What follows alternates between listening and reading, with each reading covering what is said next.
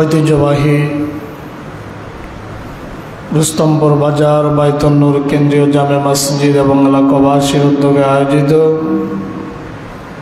মাসব্যাপী তাফসীরুল কোরআন মাহফিলের 22তম দিবসে সমবেত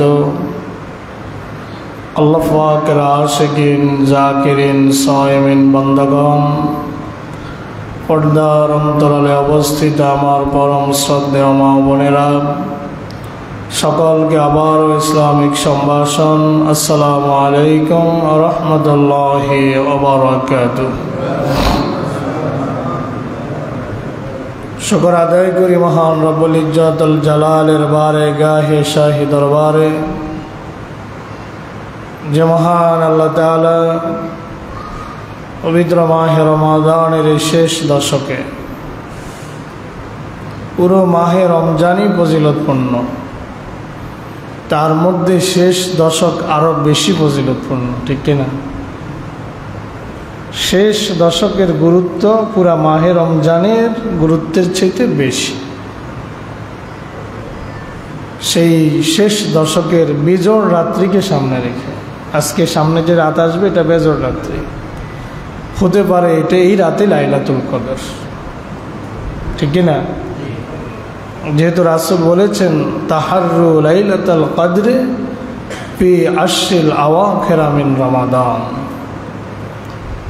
তোমরা লাইলাতুল কদরকে মাহে রমজানের শেষ দশকে তালাশ করো।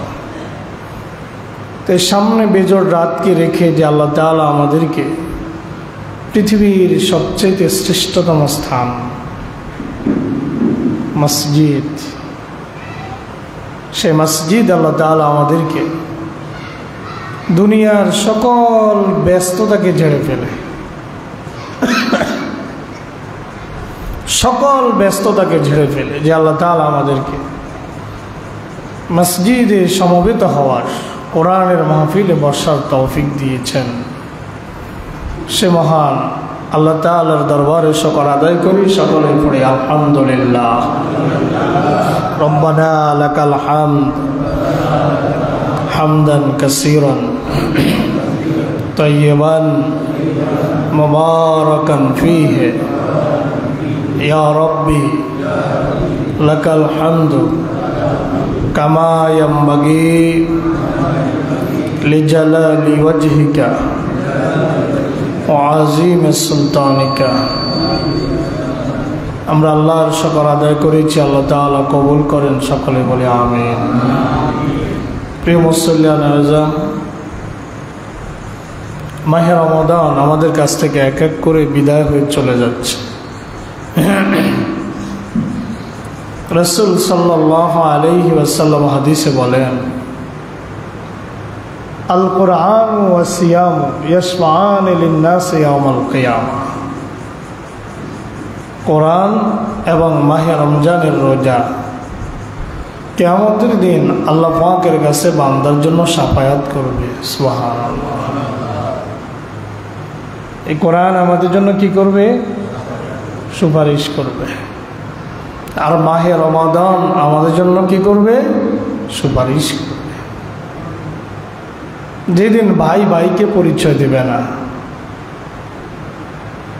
পিতা তার ছেলেকে পরিচয় দেবে না, মা তার সন্তানকে পরিচয় দিবে না,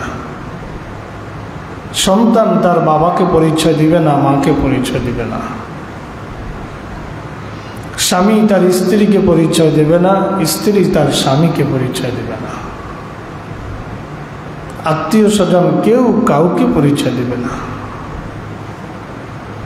যতক্ষণ পর্যন্ত নিজের জান্নাত নিশ্চিত না হবে। নিজের জান্নাত নিশ্চিত যখন হয়ে যাবে তখন পরিচয় দিবে, তার আগে কেউ পরিচয় দিবে না। তার মানে সবাই নফসি নফসি করবে। রাসূল বলেছেন, আদামু নফসি নফসি, নূহ নফসি নফসি, ইব্রাহিম নফসি নফসি, মূসা নফসি নফসি, ঈসা নফসি নফসি। সকল আম্বিয়া আলাইহিমুস সালাম নফসি নফসি করবে। শুধু একজন নবী সাইয়্যিদুল আম্বিয়া সৈয়দুল মুরসালিন মুহাম্মদুর রাসূলুল্লাহ সাল্লাল্লাহু আলাইহি ওয়াসাল্লাম কিয়ামতের ময়দানে সিজদা অবনত অবস্থায় থাকবেন। রাসূল সিজদা অবস্থায় থাকবেন। আল্লাহ পাক ডাক দিয়ে বলবেন, ইয়া মুহাম্মদ ইরফা রাসাকা, হে মুহাম্মদ সাল্লাল্লাহু আলাইহি ওয়াসাল্লাম, আপনার মাথাকে আপনি উত্তোলন করুন। আপনার মাথা উত্তোলন করুন, মাথা উঠান সিজদা থেকে। ইশফা তুশফা, আজকে আপনি সুপারিশ করুন, আপনার সুপারিশ ফেলে দেওয়া হবে না, গ্র্যান্ড করা হবে, কবুল করা হবে। সুবহানাল্লাহ। সেই কঠিন ময়দানে কোরআন আমাদের জন্য শাফায়াত করবে। সেই কঠিন ময়দানে রোজা আমাদের জন্য শাফায়াত করবে। তাহলে রোজাটা তো আমাদের সেই মানের হওয়া দরকার, ঠিক কিনা? রোজা যদি সেই ক্যাটাগরির না হয়, সেই কোয়ালিটিফুল না হয়, তাহলে রোজা আপনার জন্য কিভাবে সুপারিশ করবে? আপনার কোরআন যদি সহি না থাকে, কোরআনের উপর যদি আমল না থাকে, তাহলে কি কোরআন শাফায়াত করবে? বলেন। রাসূল বলেছেন, রুব্বা কারি ইয়াকরাউল কুরআনা ওয়াল কুরআনু ইয়ালআনু, কিছু কিছু পাঠক কোরআন পাঠ করে আর কোরআন তাদের উপরে লানত করে। নাউজুবিল্লাহ। ইতিকাফকারীদের উদ্দেশ্যে আমার কিছু কথা আছে। কথা হলো, আপনারা 6 জন সম্ভবত, আপনারা চাইলে আপনারা দিনের বা রাতের যে কোনো একটা সময়ে যিনি একটু কোরআন ভালো পারেন, তিনি অন্য 5 জন থেকে শুনলেন। যাদের ত্রুটি আছে তাদের ত্রুটিগুলো একটু সংশোধন করে দিলেন। এই কাজটা কি করা যায়? যাবে তো ইনশাল্লাহ? অন্তত বেশি দরকার নাই, সূরা ফিল থেকে সূরা ফাতিহা পর্যন্ত, সূরা নাস পর্যন্ত, এই সূরাগুলো আমরা তো এই সূরাগুলোই ব্যক্তিগত নামাজে বেশি পড়ি, ঠিক কিনা? অন্তত এই সূরাগুলো একজন আরেকজন থেকে শুনেন। এই সূরাগুলো যদি কারেকশন করে দিতে পারেন, ইতিকাফ সব তো আছেই, পাশাপাশি রাসূলের পক্ষ থেকে একটা সুসংবাদ আছে। রাসূল বলেছেন, খায়রুকুম মান তাআল্লামাল কুরআনা ওয়া আল্লামা, তোমাদের মধ্যে সবচেয়ে শ্রেষ্ঠ মানুষ ওই ব্যক্তি যে নিজে কোরআন শিখে আরেকজনকে কোরআন শিখায়। সুবহানাল্লাহ।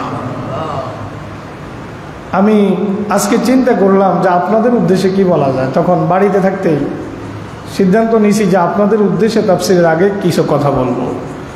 আপনারা 1 নম্বরে এই কাজটা করবেন, এটা আমার অনুরোধ। আপনারা মুরব্বী, আমি আপনাদের কাছে অনুরোধ রাখলাম, আপনারা এই কাজটা করার চেষ্টা করবেন। 2 নম্বর, অনেকে জানে না 2 সেজদার মাঝখানে কি পড়তে হয়।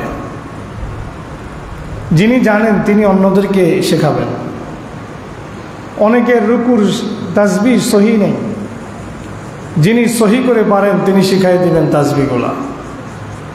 অনেকের সেজদার তাসবিহগুলো সহি নেই, সিজদার তাসবিহগুলো সহি করে শেখাবেন। অনেকের তাশাহুদটা সহি নেই, তাশাহুদটা শুনবেন। দুরুদ ইব্রাহিমটা শুনবেন, যেটা আমরা নামাজে পড়ি। দোয়ায়ে মাসুরাটা শুনবেন, দোয়ায়ে মাসুরাটা শুনবেন। প্রয়োজনে তাবলীগের ভাইরা আছে, ওনাদের মধ্যে যারা পারে তাদের থেকে সহযোগিতা নেবেন। সবাই মিলে একসাথে এই জিনিসগুলো সহি করবেন। রাজি আছেন তো ইনশাআল্লাহ? রুকু থেকে দাঁড়ায়া কি পড়তে হয় এটা শিখবেন। রব্বানা লাকাল হামদ হামদান কাসীরান তাইয়িবান মুবারাকান ফীহি। এক সাহাবী একদিন এটা পাঠ করেছিল, ফেরেশতাদের প্রতিযোগিতা লেগে গেছে সওয়াব লেখার জন্য। সুবহানাল্লাহ। আল্লাহর নবী সাল্লাল্লাহু আলাইহি সাল্লাম নামাজের পরে বললেন, এই দোয়াটা কে পাঠ করেছে? প্রথমে কেউ বলে না। আল্লাহ রাসূল আশ্বস্ত করলেন যে বলো, কোনো অসুবিধা নেই। সাহাবী দাঁড়ালেন, ইয়া রাসূলুল্লাহ আমি পাঠ করেছি। আল্লাহর নবী বলেন, আমি দেখতে পেয়েছি ফেরেশতারা প্রতিযোগিতা লিপ্ত হয়েছে, কে কত সওয়াব লিখবে। সুবহানাল্লাহ। হামদান কাসীরান তাইয়িবান মুবারাকান ফীহি। এই দোয়াটা পড়ার চেষ্টা করবেন। রাসূল রুকুতে যতক্ষণ থাকতেন, রুকু থেকে সোজা হয়ে ততক্ষণ থাকতেন। সুবহানাল্লাহ। আল্লাহু আকবার বলে সিজদায় গেলেন, কমপক্ষে 3 বার সুবহানা রব্বিয়াল আযীম, সুবহানা রব্বিয়াল আযীম। অনেকে কয় আউজিম, আউজিম না, আজিম, আজিম, আইন জ ইয়া মিম, আজিম। অনেকে বলে আউজিম, কি বলে? আউজিম না, আজিম, আজিম বলেন, আজিম। আউজিম বলবেন না, আউজিম মানে এটা ভুল। আপনি এখানে কি করলেন? আইনের পর একটা ওয়া বাড়াইলেন। আইনের পরে কোনো বর্ণ বাড়ানোর সুযোগ আছে নাকি? সেজদা থেকে উঠলেন তো আছে না নাই? বলেন তো কি? সেজদা থেকে উঠার পরে কি পড়বেন? এটা তো রুকু থেকে উঠার সময় পড়বেন। সেজদা থেকে উঠে 2 সেজদার মাঝখানে কি পড়বেন? হ্যাঁ, আল্লাহুম্মা গফিরলি ওয়ারহামনি ওয়াহদিনি ওয়ারযুকনি, হ্যাঁ, ওয়াশফানি ওয়াআফিনি। যত পারেন বাড়াইবেন, অসুবিধা নাই তো। কথা কি বোঝা গেছে নি? ওয়ারফানি, আমার মর্যাদা বাড়ায় দাও। সুবহানাল্লাহ। আবার সেজদায় গেলেন, সুন্দর করে তাসবিহ পাঠ করলেন, আবার দাঁড়ালেন। এই ভাব করে যদি নামাজটা আদায় করেন, 2 সেজদার মাঝখানের দোয়া, রুকু থেকে উঠায়া দোয়া, সেজদার ভিতরে তাসবিহর পরেও দোয়া আছে। সেজদার পরে, সেজদার ভিতরে তাসবিহর পরেও কি আছে? দোয়া আছে। আমি ওই দিন আপনাদেরকে নামাজের আলোচনার ফাঁকে দোয়া বলছিলাম। রাসূল পড়তেন আল্লাহুম্মা গফিরলি যামবি, আল্লাহ আমার গুনাহ মাফ করে দাও। সেজদা করতেন রাসূল। বুখারীর বর্ণনা। রাসূলের কি কোনো গুনাহ ছিল? রাসূলের কিছু কাজ ছিল উম্মতকে শিক্ষা দেওয়ার জন্য। কাকে শিক্ষা দেওয়ার জন্য? রাসূলের তো কোনো গুনাহ নাই। সকল নবীরা কি মাসুম, নিষ্পাপ। এটা আহলে সুন্নাত ওয়াল জামাতের আকীদা। রাসূল উম্মতকে শেখানোর জন্য কিছু কাজ করেছেন এবং আল্লাহর কাছে আরো প্রিয় হওয়ার জন্য, আল্লাহর কাছে কৃতজ্ঞ বান্দা হওয়ার জন্য রাসূল কিছু কিছু আমল বাড়তিও করেছেন। রাত জেগে জেগে নামাজ পড়তে পড়তে পা গুলা ফুলে যেত, পায়ের পাতা উঁচা হয়ে যেত। আম্মাজান আয়েশা সিদ্দিকা রাদিয়াল্লাহু আনহা একদিন জিজ্ঞেস করে, ইয়া রাসূলুল্লাহ, ইয়া হাবিবাল্লাহ, আপনার তো কোনো গুনাহ নেই, ফরজ সালাত তো আদায় করেন, আবার এত নফল নামাজের কি দরকার? আল্লাহ রাসূল জবাব দিলেন, আয়েশা, আফালা আকুনা আবদান শাকুরা, আমি কি আল্লাহর কৃতজ্ঞ বান্দা হব না? সুবহানাল্লাহ। আমি কি আল্লাহর কৃতজ্ঞ বান্দা হব না? তাহলে আমরা অসুস্থ হইলে পরে আল্লাহকে বেশি ডাকি। আমি তো চিন্তা করে দেখতেছি এই হাদিসের আলোকে সুস্থ অবস্থায় বেশি ডাকা দরকার। কি ভাই? সুস্থ অবস্থায় বেশি ডাকা দরকার, কিন্তু আমরা অসুস্থ অবস্থায় আল্লাহকে ভুলে যাই। সুস্থ অবস্থায় আল্লাহকে ভুলে যাই আর অসুস্থ অবস্থায় আল্লাহকে ডাকি। আল্লাহ কয়, তাদের যখন বিপদ আসে তখন আমাকে ডাকে, যখন তাদের থেকে বিপদটা সরায় দেয় তখন তারা আমাকে বেমালুম ভুলে যায়। কোরআনের আয়াত। যখন বিপদে পড়ে তখন আমারে ডাকে, আর যখন আমি তাদের থেকে বিপদ সরায় দেই তখন তারা আমাকে ভুলে যায়। মনে আছে না মুসা আলাইহিস সালামের ঘটনা বলার সময় কথাগুলো বলছি? যখন বিপদ চলে যায় তারা আমাকে ভুলে যায়। আমরা যেন ওই রকম না হই। আমরা যেন সুখেও আল্লাহ, দুঃখেও আল্লাহকে যেন স্মরণে রাখতে পারি। আল্লাহ পাক আমাদেরকে তৌফিক দান করেন। তাহলে ইতিকাফকারী যারা আছেন তারা এই যে কথাগুলো বললাম একটু খেয়াল করবেন, আর যথাসম্ভব বেশি বেশি কোরআন তেলাওয়াত, তাসবিহ, তাহলিল, জিকির, আজকারের মধ্যে কাটাবার চেষ্টা করবেন।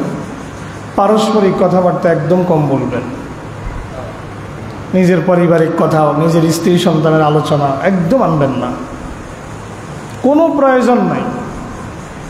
কারো কোনো প্রসঙ্গই তুলবেন না। মসজিদে আপনারা আছেন, আপনাদের বাহিরে কোনো ব্যক্তির কোনো প্রসঙ্গে আনবেন না। আমি এই ব্যাপারে এই জুমায় আমার মসজিদে অনেক বিস্তারিত কথা বলেছি যে কিছু কিছু সময়ে আমিও দেখেছি যে কিছু কিছু জায়গায় কিছু কিছু সময় আমাদের এতেকাফগুলো গীবতের আড্ডাখানায় পরিণত হয়ে যায়।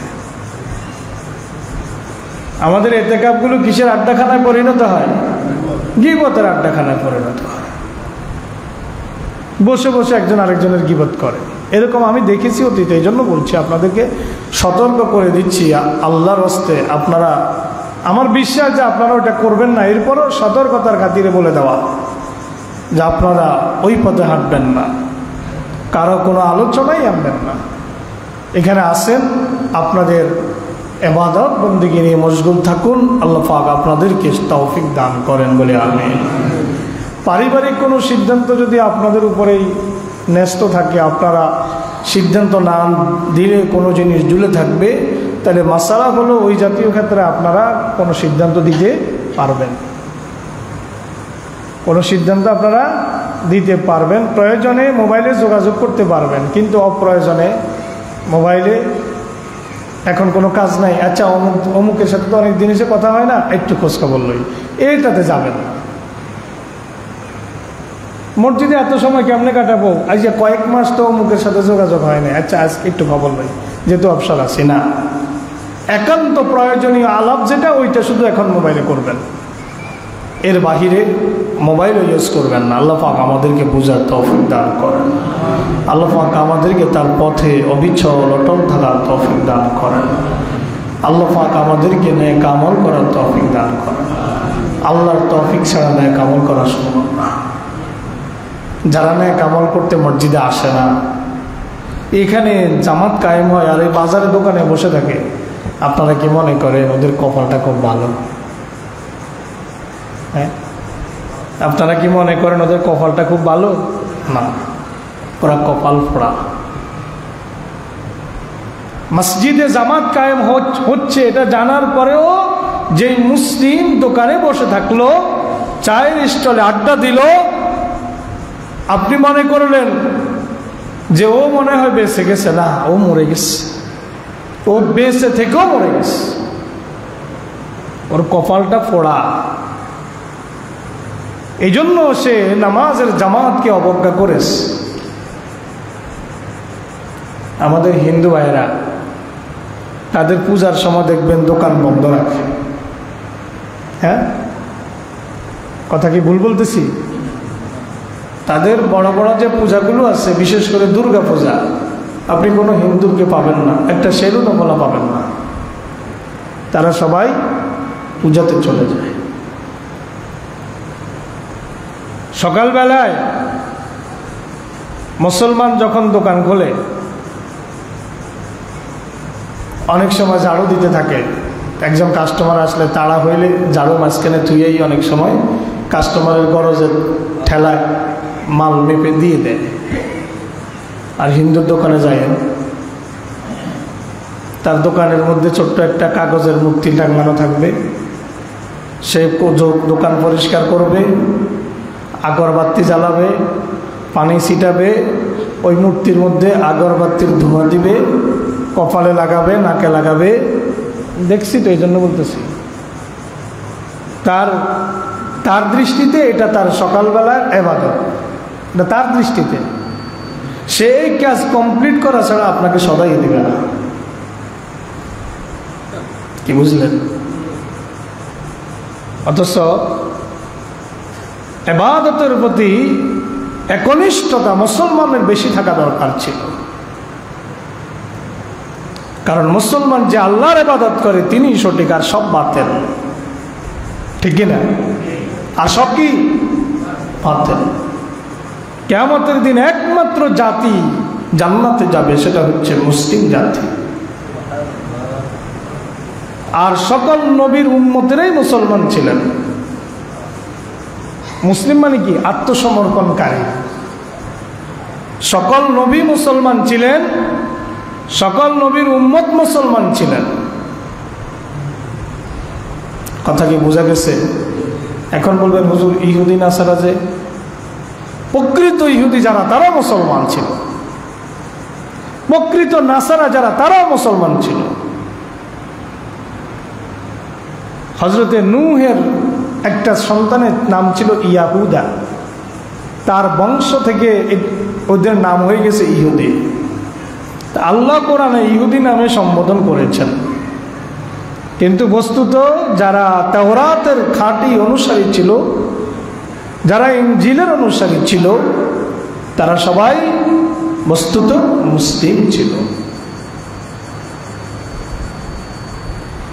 তাহলে মুসলমান ব্যতি রেখে, কোরআন হাদিসের অনুসারী ব্যতি রেখে, তাওরাতের সময় তাওরাতের অনুসারী, জবুরের সময় জবুরের অনুসারী, ইনজিলের সময় ইনজিলের অনুসারী ব্যতি রেখে অন্য কেউ জান্নাতের যাওয়ার কোনো সুযোগ নাই।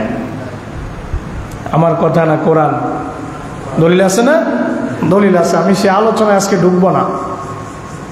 আসুন ভূমিকাতে কথা আর না বাড়িয়ে আমরা ধারাবাহিক আলোচনায় প্রবেশ করি। বিসমিল্লাহির রহমানির রহিম। وكم أهلكنا قبلهم من قرن هم أحسن أثاثا ورئيا قل من كان في الضلالة فليمدد له الرحمن مدا حتى إذا رأوا ما يوعدون إما العذاب وإما الساعة فسيعلمون من هو شر مكانا وأضعف جندا صدق الله العظيم। আমি সূরা মারিয়ামের ৭৪ এবং ৭৫ নম্বর আয়াত তেলাওয়াত করেছি। আশা করি আজকে দুইটি আয়াতের উপরে কিছু কথা আপনাদের সামনে কোরআন এবং হাদিসের আলোকে, তাফসিরের আলোকে পেশ করব। আল্লাহ পাক যেন আমাকে তৌফিক দান করেন বলে আমিন। সুবহানাকা লা ইলমা লানা ইল্লা মা আল্লামতানা ইন্নাকা আনতাল আলিমুল হাকীম। রব্বি ইশরাহ লি সাদরি ওয়া ইয়াসসির লি আমরি ওয়াহলুল উকদাতাম মিন লিসানি ইয়াফকাহু কওলি। রব্বি ইয়াসসির ওয়া লা তুআসসির, রব্বি ইয়াসসির ওয়া লা তুআসসির, রব্বি ইয়াসসির ওয়া লা তুআসসির তাম্মিম আলাইনা বিল খায়র। সকলে বলেন আমিন। আমরা কালকে জেনেছি যে আল্লাহ পাক রব্বুল আলামিনের কোরআন যখন তাদের কাছে তেলাওয়াত করা হয় তখন তারা কোরআনকে অবজ্ঞা করে। আল্লাহ পাক রব্বুল আলামিন বলেছেন, وَإِذَا تُتْلَى عَلَيْهِمْ آيَاتُنَا بَيِّنَاتٍ قَالَ الَّذِينَ كَفَرُوا لِلَّذِينَ آمَنُوا أَيُّ الْفَرِيقَيْنِ خَيْرٌ مَقَامًا وَأَحْسَنُ نَدِيًّا। যখন তাদের কাছে কোরআন তেলাওয়াত করা হয়, আল্লাহর আয়াত যখন তাদের সামনে উপস্থাপন করা হয়, পেশ করা হয়, তখন তারা বলে তোমরা এবং আমরা এই দুই গ্রুপের মধ্যে যদি তুলনা করা হয় তাহলে কাদের অবস্থা ভালো তোমরাই বলো। এটা ছিল কালকের আয়াত। এটার উপরেই কালকে বিস্তারিত আলোচনা গেছে। আর আজকে আল্লাহ বলছেন, তোমরা যে ধন দৌলতের বাহাদুরি দেখাও, ফেরাউন দেখাইছিল না? কথা কন। ফেরাউন ধন দৌলতের বাহাদুরি দেখাইছিল কিনা? ক্ষমতার বাহাদুরি ফেরাউন দেখাইছে না? কথা কন না কেন? নমরুদ, হামান, কারুন সবাই দেখাইছে,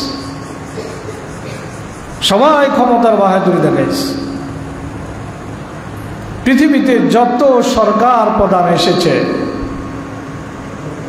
খুব কম সংখ্যকই ক্ষমতার বাহাদুরি প্রদর্শন করেছে, অধিকাংশরাই ক্ষমতার বাহাদুরি প্রদর্শন করেছে। আল্লাহ পাক রব্বুল আলামিন বলেন, وَكَمْ أَهْلَكْنَا قَبْلَهُمْ مِنْ قَرْنٍ هُمْ أَحْسَنُ أَثَاثًا وَرِئْيًا। وَكَمْ أَهْلَكْنَا, আমি কত ধ্বংস করে দিয়েছি কবলাহুম, তোমাদের আগে। তোমাদের আগে আমি এরকম কত জাতিকে ধ্বংস করে দিয়েছি। আওয়াজ কি একটু বেশি হইতেছে মনে হয় নাকি? নাকি আমি সামনে নিয়ে এসেছি বেশি? চাই আওয়াজ কমায়েন না, আওয়াজ কমায় না, আমি সামনে নিয়ে আসছি।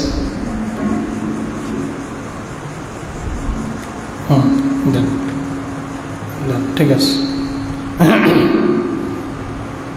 আল্লাহ পাক রব্বুল আলামিন বলেন, ওয়াকামা আহলাকনা ক্বাবলাহুম মিন করনিন, তাদের পূর্বে আমি বহু জাতিকে ধ্বংস করে দিয়েছি। আল্লাহ পাক বলেন মাক্কান্নাহুম ফিল আরদে, আল্লাহ পাক বলেন হুম আহসানু আসাসান ওয়া রাইয়া, হুম আহসানু আসাসান ওয়া রাইয়া, তাদের সাজ সরঞ্জাম, তাদের প্রাসাদ অট্টালিকা, তাদের শান শৌকত সবকিছু তোমাদের চাইতে উত্তম ছিল। সবকিছু তোমাদের চাইতে উত্তম ছিল। তোমাদের পূর্বে, তাদের পূর্বে আমি কত জাতিকে ধ্বংস করে দিয়েছি। গত 2 দিন আগে ফেসবুক ছাড়া চালান, দেখছেন বিরাট একটা তরবারি। প্রত্নতত্ত্ববিদেরা বলতেছে এই তরবারিটা কয়েক হাজার বছর আগের, বিশাল তরবারি। প্রত্নতত্ত্ববিদরা বলতেছে এই তরবারি যারা পরিচালনা করেছে তারা এখনকার মানুষের মতো এত ছোট সাইজের ছিল না। হযরত ইউসা ইবনে নুন নাম শুনছেন আপনারা? ইউসা ইবনে নুন কে ছিলেন বলেন তো দেখি? হযরতে মূসা আলাইহিস সালামের খাদেম ছিল। হযরত মূসা আলাইহিস সালামের সাহাবী ছিল হযরত ইউসা ইবনে নুন। তার কবর কত হাত লম্বা জানেন? 22 হাত লম্বা। কত হাত? 22 হাত। তার মানে কত ফুট হয়? এক হাতে যদি 1.5 ফুট হয় তো 22 আর 11 33 ফুট লম্বা। কত ফুট লম্বা? মানে এখান থেকে 3 তলার উপরে মাথা। কয় তলার উপরে? 3 তলার উপরে, মানে 4 তলা করলে যতটুকু হইতো 4 তলার ছাদ সমান। 3 তলার উপরে যে ছাদ, ওই ছাদ সমান। এইটার ছাদ না, এটার ছাদ থেকে আরো একটা ছাদ দিলে যতটুকু হইতো।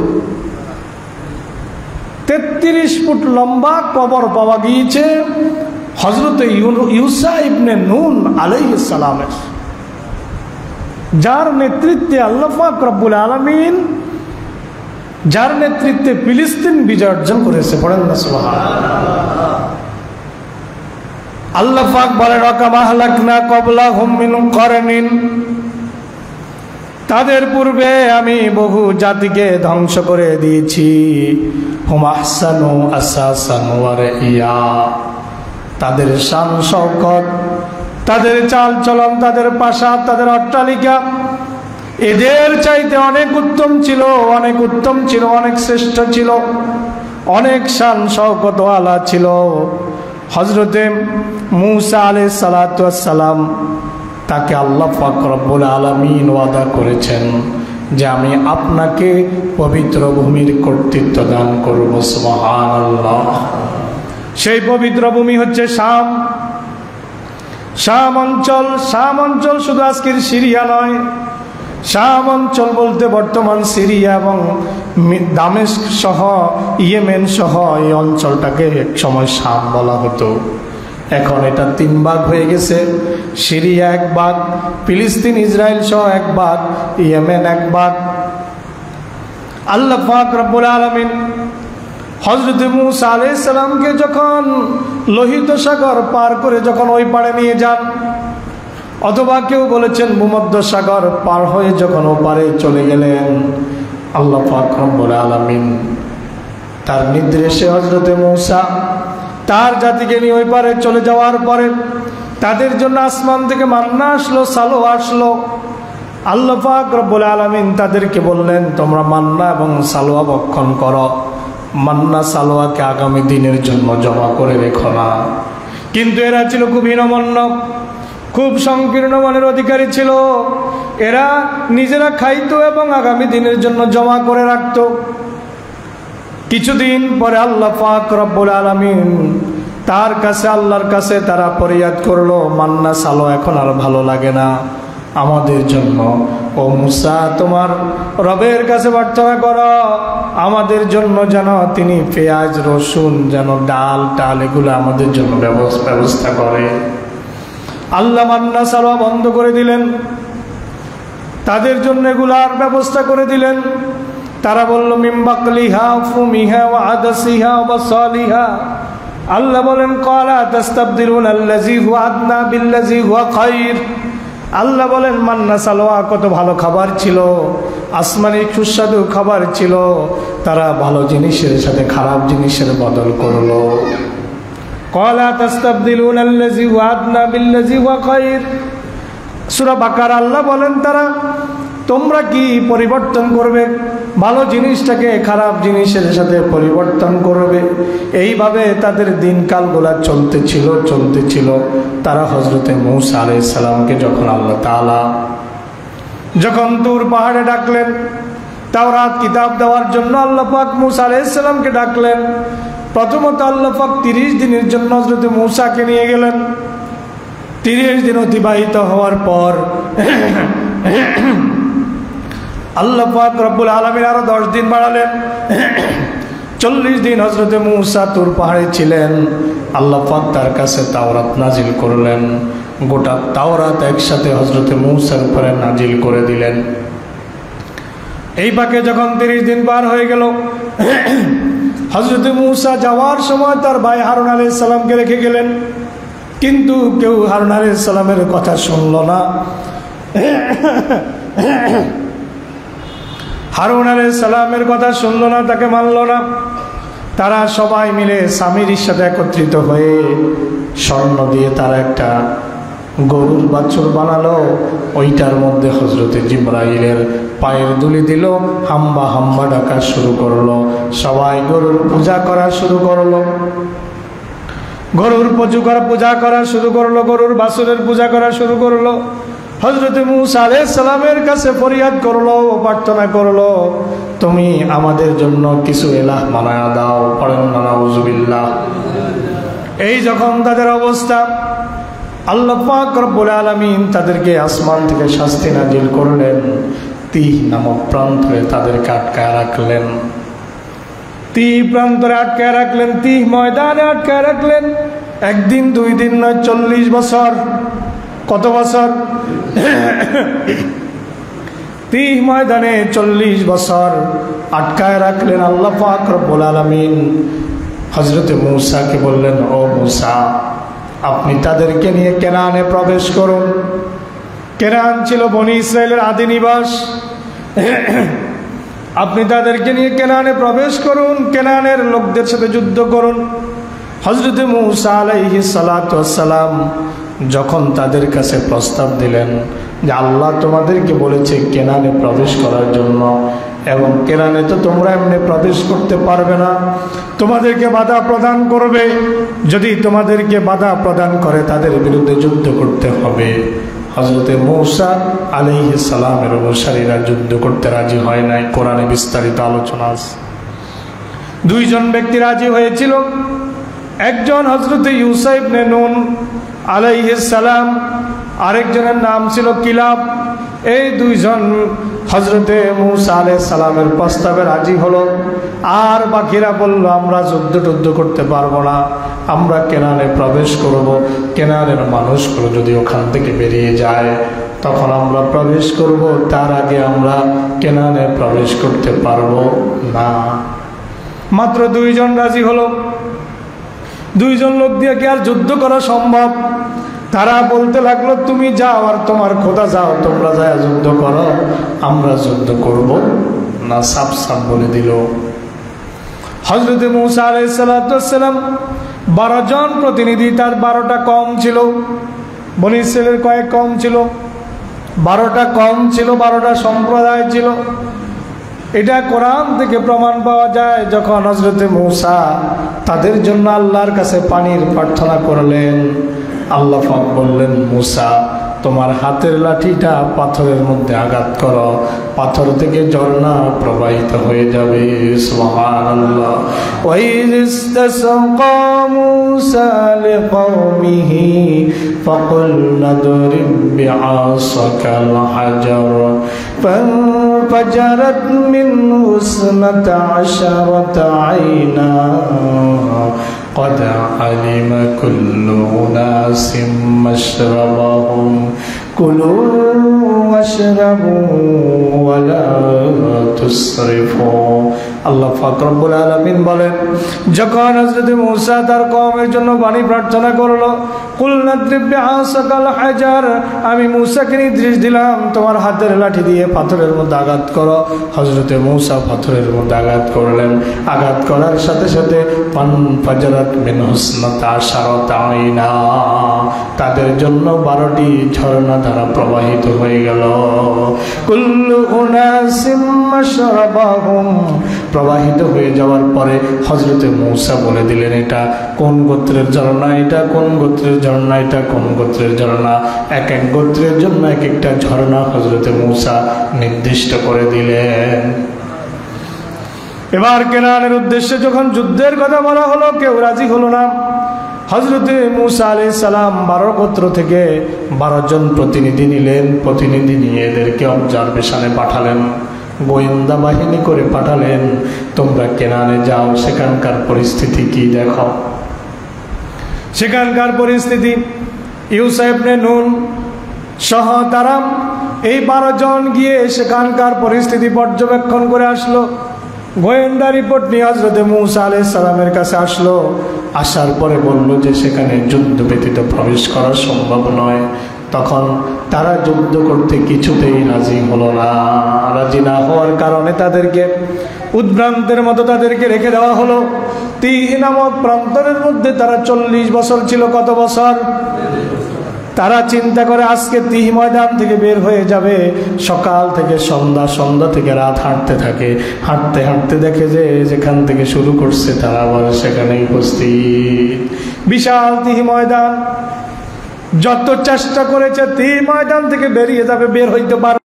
উদ্ভ্রান্ত প্রয়োজনে আল্লাহর জমিনে আল্লাহর দিনকে বিজয় করার জন্য যখন জিহাদ ছেড়ে দেয়, তখন ওই জাতিকে আল্লাহ উদ্ভ্রান্তের মতো ঘুরায়। কার মতো ঘুরায়? উদ্ভ্রান্তের মতো ঘুরায়। এবার এই 40 বছরের মধ্যে হযরত মূসা আলাইহিস সালাম ইন্তেকাল করলেন। জাতির নেতৃত্ব, জাতির রাহবার হলেন, নেতৃত্ব দিলেন হযরত ইউসা ইবনে নূন আলাইহিস সালাম। হযরত ইউসা ইবনে নূন এবার তার সম্প্রদায়কে নিয়ে বুঝিয়ে সুঝিয়ে এবার তাদেরকে নিয়ে হযরত ইউসা ইবনে নূন যখন কেনানের বিরুদ্ধে যুদ্ধ করলেন, কেনানের বিরুদ্ধে যুদ্ধ করলে মুসলমান বাহিনী জয়লাভ করে। পড়েন সুবহানাল্লাহ। আর ওখানে যারা বসবাস করতে, বর্তমান ফিলিস্তিন সহ কেনান সহ এই ফিলিস্তিন শহরে তখন আমালেকা সম্প্রদায়ের বসবাস ছিল। কার বসবাস? আমালেকা সম্প্রদায়ের বসবাস। এরা শারীরিকভাবে অনেক সুঠাম ছিল, অনেক দীর্ঘকায় ছিল। এক একজন 18 হাত 12 হাত লম্বা ছিল, 18 ফুট লম্বা ছিল। মুসা আলাইহিস সালামের তাফসীর করতে গিয়ে কথাগুলো বলেছি। 18 ফুট থেকে 22 ফুট পর্যন্ত, 33 ফুট পর্যন্ত এক একজন মানুষের লম্বা ছিল।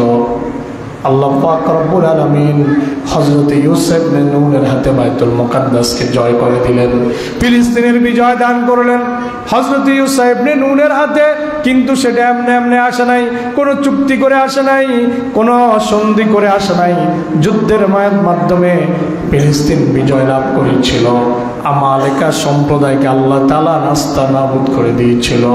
বড় বড় যে 6টা জাতিকে আল্লাহ পাক পৃথিবীতে ধ্বংস করেছেন, বড় বড় 6টা জাতির মধ্যে অন্যতম ছিল আমালেকা সম্প্রদায়। আল্লাহ পাক রব্বুল আলামিন সেদিকে ইঙ্গিত করে বলেন, ওয়া কামা আহলাকনা ক্বাবলাহুম মিন করনিন, আমি তাদের পূর্বে বহু জাতিকে ধ্বংস করে দিয়েছি। হুম আহসানু আসাসান ওয়া রাইয়া, আল্লাহ পাক রব্বুল আলামিন বলেন তারা তাদের চাইতে বেশি শক্তিশালী ছিল।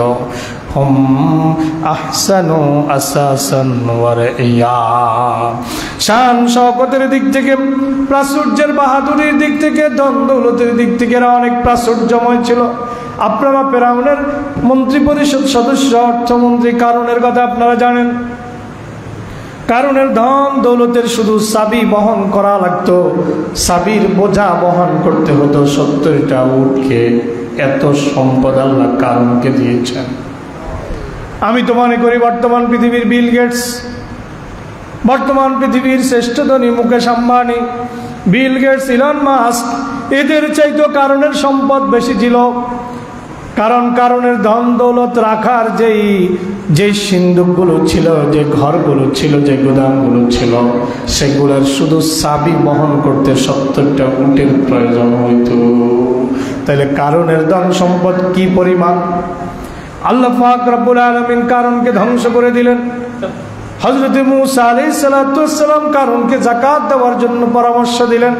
কারণ অস্বীকার করলো, আল্লাহর নাফরমানি করলো, হযরত মূসা আলাইহিস সালামের একত্ববাদকে মেনে নিল না।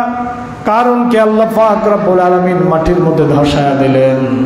কারণকে মাটি যে গ্রাস করে নিল, শুধু কারণকে একা গ্রাস করে নাই, কারণের রাজপ্রাসাদ সহ কারণকে আল্লাহ পাক জমিন গ্রাস করে নিয়েছে। সেই জমিন নাই না আছে। আল্লাহ চাইলে কারণের মতো যেগুলা সম্পদের জাকাত দেয় না, এগুলারে কারণের মতো, অথবা যেগুলো আল্লাহর নাফরমান বর্তমান পৃথিবীতে, যেগুলো আল্লাহ পাকের ওহদানিয়তের বিরুদ্ধে যারা বৃদ্ধাঙ্গুলি প্রদর্শন করে, আল্লাহ পাক কি চাইলে মাটিকে নির্দেশ দিতে পারে না? আল্লাহ এটা করবেন না। শেষ জমানায় আল্লাহ এটা করবেন না। নবী মুহাম্মদ রাসূলুল্লাহ জমিনে শোয়া নবীর খাতিরে আল্লাহ এটা করবেন না। সে আল্লাহ এখনো আছে, তখন যে শক্তিতে ছিলেন এখনো সেই শক্তিতে আছেন। আবাদুল আবাদ, কিয়ামত না শুধু আবাদুল আবাদ, কিয়ামতের পরেও অনন্তকাল ধরে তিনি একই রকম থাকবেন। সুবহানাল্লাহ। তিনি আমাদের আল্লাহ, তিনি আমাদের মালিক। আল্লাহ পাক অন্য আয়াতে ব্যাপারে বলেন নবীকে উদ্দেশ্য করে, আলাম ইয়ারাউ কাম আহলাকনা মিন ক্বাবলিহিম মিন করনিম মাক্কান্নাহুম ফিল আরদি মা লাম নুমাক্কিন লাকুম ওয়া আরসালনাস সামাআ আলাইহিম মিদরারা। আল্লাহ পাক বলেন নবী হে, আলাম ইয়ারাও, আপনি কি লক্ষ্য করেননি? তারা কি লক্ষ্য করেনি? আলাম ইয়ারাও, তারা কি লক্ষ্য করেনি? কামা আহলাকনা মিন ক্বাবলিহিম, তাদের পূর্বে এরকম কত শক্তিশালী জাতিকে আমি আল্লাহ নাস্তানাবুদ করে দিয়েছি, ধ্বংস করে দিয়েছি। নমরুদ নিজকে খোদা দাবি করেছিল, ফেরাউন নিজকে খোদা দাবি করেছিল, সারা পৃথিবী নমরুদ একা শাসন করেছিল, সারা পৃথিবীর বাদশাহ নমরুদ ছিল। আল্লাহ পাক রব্বুল আলামিন বলেন মিন করনিম মাক্কান্নাহুম ফিল আরদে, যারা নিজ নিজ যুগে দুর্দণ্ড প্রতাপশালী ছিল, ক্ষমতার মালিক ছিল। মাক্কান্নাহুম, এমন এমন ক্ষমতা, এমন এমন বাদশাদেরকে আমি আল্লাহ ধ্বংস করে দিয়েছি, যাদেরকে আমি আল্লাহ পৃথিবীর রাজত্ব দিয়েছিলাম। মাক্কান্নাহুম ফিল আরদে মা লাম নুমাক্কিন লাকুম, মা লাম নুমাক্কিন লাকুম, এত কর্তৃত্ব, এত ক্ষমতা তাদেরকে আমি আল্লাহ দিয়েছি, তোমাদের কাউকে আমি আল্লাহ সেই ক্ষমতা দেই না। নমরুদ গোটা পৃথিবীর শাসক ছিল। বর্তমান পৃথিবীতে কি কোনো শাসক আছে যিনি গোটা পৃথিবী শাসন করেন? কথা বলেন, আছে? খোদ আমেরিকা মহাদেশের মধ্যেই তো সবাই আমেরিকার কথা শুনে না, ঠিক কিনা? খোদ আমেরিকা মহাদেশের মধ্যেই তো সবাই আমেরিকার কথা শুনে না। আমেরিকা সুপার পাওয়ার হয়েছে কি দিয়া? সুপার পাওয়ার হয়েছে অস্ত্র দিয়া। কি দিয়া? এই অস্ত্রের কারণে সুপার পাওয়ার। ভারত একটা উদীয়মান সুপার পাওয়ার, কিসের কারণে? অস্ত্রের কারণেই তো, নাকি? না আর কি? ভারতের জীবনযাত্রার মান দুই একটা শহর ছাড়া বাংলাদেশ থেকে খারাপ। নয়াদিল্লি, বোম্বাই সহ দুই একটা শহর ব্যতীত ভারতের জীবনযাত্রার মান বাংলাদেশের চাইতে খারাপ। আমাকে একজন হিন্দু ভাই বলেছিল, এ বেশি দিন না, মনে হয় মাস 2 আগে বলেছিল, হুজুর ভারত গেছিলাম, আশা ভরসা ছিল কয়েকদিন ভারতে থাকবো, চিকিৎসার উদ্দেশ্যে গেছিল। কয় এগো আচরণ টাচরণ দেখি মন চাইল না থাকতে চলে এসছি। এখনো নাকি শোনা কথা বলতেছি, সত্য মিথ্যা আল্লাহ ভালো জানেন, কলকাতায় কেউ নাকি বেড়াইতে গেলে জিজ্ঞেস করে, রান্না চড়াবে তার আগে জিজ্ঞেস করবে আপনি থাকবেন না চলে যাবেন। হ্যাঁ, আচ্ছা বাংলাদেশের কোন বাজারে মাছ 1 টুকরা 2 টুকরা বিক্রি হয়? হয়? আপনি পশ্চিমবঙ্গে যান, মাছ 1 টুকরা কিনতে চাইবেন 1 টুকরা বিক্রি হয়। কথা কি বুঝতেছেন? 2 টাকার জিনিস 5 টাকার জিনিস এখনো ভারতের বাজারে বিক্রি হয়। ভারত এখনো খোলা বাথরুমে টয়লেট করে। তাহলে এরা পরাশক্তি হয়েছে কি দিয়া? অস্ত্রের কারণে। এদের কাছে পারমাণবিক বোমা আছে। কি আছে? পারমাণবিক বোমা আছে। এক সময় মুসলমানরা ছিল পৃথিবীতে পরাশক্তি। এই ভারতকে মুসলমানরা 700 বছরের বেশি শাসন করেছে। দিল্লির লালকেল্লা কারা বানাইছে? মুসলমান বানাইছে। তাজমহল কারা বানাইছে? কারা বানাইছে? মুসলমানরা বানাইছে। এইভাবে দিল্লি শাহী জামে মসজিদ মুঘল আমলে তৈরি। কুতুব মিনার কারা বানাইছে? আরে মুসলমানরা বানাইছে।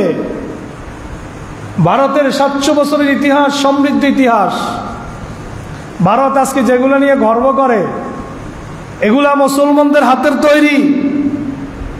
কার হাতের তৈরি? মুসলমানদের হাতের তৈরি। কিন্তু সেই মুসলমানরা টিকে থাকতে পারে নাই। কেন পারে নাই জানেন? নামকাওয়াস্তে মুসলমান হলেও ওরা আল্লাহর দিন থেকে অনেক দূরে, যোজন যোজন দূরে সরে গিয়েছিল। সম্রাট আকবরের কথা আপনারা জানেন। কোরআন বাদ দিয়া জগা খিচুড়ির একটা ধর্ম বানায় নাম দিছে দ্বীনে এলাহি। মনে আছে আপনাদের? নাম দিছে কি? দ্বীনে এলাহি। এই দ্বীনে এলাহির এত প্রচার, এত প্রচারণা। দ্বীনে এলাহির সদস্য হয়েছে মাত্র 12 জন। কয়জন? মাত্র 12 জন। আল্লাহর শাস্তি এই জন্যই এসেছে। যদি এই সুযোগ পাওয়ার পরে 700 বছর ধরে ভারত এই উপমহাদেশ তারা শাসন করেছিল, যদি তারা আল্লাহর দেখানোর নিয়মে, কোরআন সুন্নাহর নিয়মে যদি শাসন করত, তাহলে ভারতের ক্ষমতা হারানো লাগত না। তাহলে এই ধ্বংসপ্রাপ্তদের মধ্যে তারাও আছে না নাই? কথা কন না কেন? তারাও আছে না নাই? আছে। কেন আমাদেরকে রাজ্য হারাইতে হয়েছে? কেন আমরা 700 বছর ক্ষমতা থাকার পরেও কেন ব্রিটিশের কাছে আমরা গোলামির জিনজিরে আবদ্ধ হয়েছি? ওই মীর জাফরদার রাজবল্লভদের কারণে, ঘসেটি বেগমদের কারণে, ঠিক কিনা? মুসলমানদের মধ্যে যখন নারীর লোভ ঢুকে গেছে, মুসলমানের মধ্যে যখন অর্থের লোভ ঢুকে গেছে, মুসলমান যখন দুনিয়ার পিছনে ছুটা শুরু করেছে, তখন মুসলমান থেকে আস্তে আস্তে খেলাফত দূরে সরে গেছে। মুসলমান থেকে তখন রাজত্ব দূরে সরে গেছে। আল্লাহ কা তোরা যেরকম তোদেরকে ওই রকম দিয়ে শাসন করব। বুঝেন নাই বোধ হয়? আলামিয়ারাও তারা কি লক্ষ্য করেনি? কামা হালাকনা মিন ক্বাবলিহিম মিন করনিন, আমি তাদের পূর্বে বহু জাতিকে ধ্বংস করে দিয়েছি। মাক্কান্নাহুম ফিল আরদে, তাদেরকে আমি আল্লাহ পৃথিবীতে শক্তিশালী করেছি, পৃথিবীতে রাজত্ব দিয়েছি, এমন রাজত্ব দিয়েছি, মালাম নুমাক্কিল লাকুম, যে রাজত্ব তোমাদেরকে দেই নাই। এমন ক্ষমতা তাদেরকে দিয়েছি, এমন দৈহিক শক্তি তাদের দিয়েছি, যে শক্তি তোমাদেরকে দেই নাই। ওয়ারসালনাস সামা আলাইহিম মিদরারা, আর তাদের উপরে আসমান থেকে আমি আল্লাহ বৃষ্টি নাজিল করেছি। ওয়াজালনাল আনহারা তাজরি মিন তাহতিহিম, তাদের পায়ের নিচ দিয়ে, মানে তাদেরকে তাদের পাদদেশ দিয়ে আমি আল্লাহ নদী নালাকে প্রবাহিত করে দিয়েছি। ফাআহলাকনাহুম বিযুনুবিহিম, এই পয়েন্টটা খেয়াল করেন। এত কর্তৃত্ব দেওয়ার পরেও, এত নিয়ামত দেওয়ার পরও কেন তারা ধ্বংস হয়ে গেল? আল্লাহ পাক বলেন ফাহালাকনাহুম বিযুনুবিহিম, তাদেরকে আমি আল্লাহ ধ্বংস করে দিয়েছি তাদের পাপের কারণে। কিসের কারণে? তাদের পাপের কারণে তাদেরকে ধ্বংস করেছি। ওয়ানশানা মিন বাদিহিম করনান আখারিন, আর তাদের পরে অন্য জাতিকে তাদের স্থলাভিষিক্ত করে দিয়েছি। আল্লাহ পাক আরো বলেন ওয়াকামা হালাকনা ক্বাবলাহুম মিন করনিন হুম আশাদ্দু মিনহুম বাতশা, আমি এমন কত জাতিকে ধ্বংস করে দিলাম, হুম আশাদ্দু মিনহুম বাতশা, এদের চাইতে তারা অনেক শক্তিধর ছিল। ফানাক্কাবু ফিল মিলাদে, তারা পৃথিবীর এমন কোনো শহর নাই, এমন কোনো বন্দর নাই, এমন কোনো দেশ নাই যে তারা চষে বেড়ায় নাই। তারা পৃথিবীর পথে প্রান্তরে প্রত্যেকটা অলিতে গলিতে তারা চষে বেরিয়েছিল। হালমিম মাহিস, অথচ তাদের কি কোনো তারা পৃথিবীর কোথাও কোনো আশ্রয় পায় নাই। অর্থাৎ অর্থ হচ্ছে যখন আমি তাদেরকে পাকড়াও করেছি পৃথিবীতে তারা কোনো আশ্রয় আর পায় নাই। আল্লাহ যদি কাউকে ধরে, আল্লাহ যদি কাউকে ধরে, পৃথিবীর কোথাও কি পালাবার জায়গা আছে বলেন? আছে? পৃথিবীর কোথাও পালাবার জায়গা নাই। আল্লাহ পাক বলেন আমি যখন তাদেরকে পাকড়াও করেছি তাদের পালানোর জায়গা ছিল।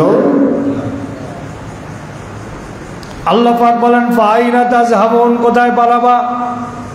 পালানোর কোনো জায়গা নাই, যেখানে যাও সেখানকার মালিক আমি। ইয়া মা'শারাল জিন্নি ওয়াল ইনসি ইন ইসতাতা'তুম আন তানফুযু মিন আকতারিস সামাওয়াতি ওয়াল আরদি ফানফুযু লা তানফুযুনা ইল্লা বিসুলতান। আল্লাহ পাক বলেন ইয়া মাশারাল জিন্নি ওয়াল ইনস, ওহে মানুষ আর জিনেরা, ইন ইসতাতা'তুম আন তানফুযু মিন আকতারিস সামাওয়াতি ওয়াল আরদ, যদি তোমরা সক্ষম হও আকাশ আর জমিনের প্রান্ত সীমা অতিক্রম করে অন্য কোথাও চলে যাও, লা তানফুযুনা ইল্লা বিসুলতান, কোথাও যাওয়ার সুযোগ তোমাদের নাই, যেখানে যাও আমি আল্লাহ সেখানেই কর্তৃত্বশীল। সুবহানাল্লাহ। কোথায় যাবা? জায়গা যাওয়ার কোনো জায়গা নাই, যেখানে যাইবা আমি সেখানকার সুলতান। আল্লাহ পাক বলেন হালমিম মাহিস, তারা কি কোনো আশ্রয়স্থল পেয়েছিল নাকি? আল্লাহ প্রশ্ন করেন না, তারা কোনো আশ্রয়স্থল পৃথিবীতে পায় নাই। যখন আল্লাহ পাক তাদেরকে পাকড়াও করেছেন তারা ধ্বংস হয়ে গেছে।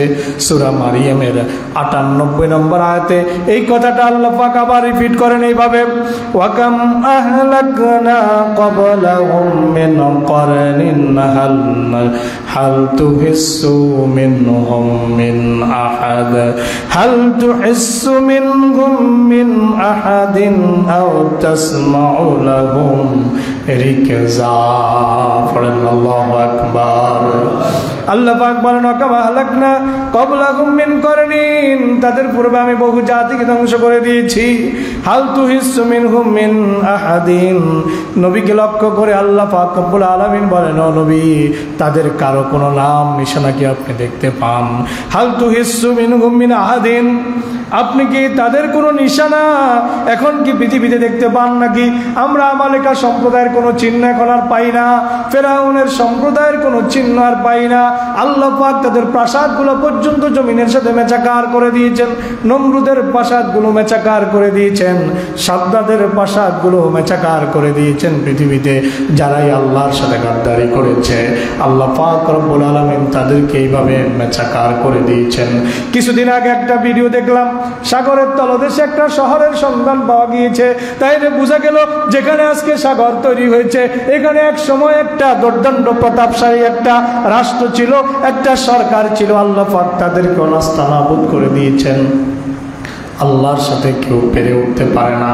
যেভাবে টাইটানিক তৈরি করে তারা ঘোষণা করেছিল এটাকে কেউ আটকাতে পারবে না, টাইটানিককে ধ্বংস করে পৃথিবীতে কোনো শক্তি নাই।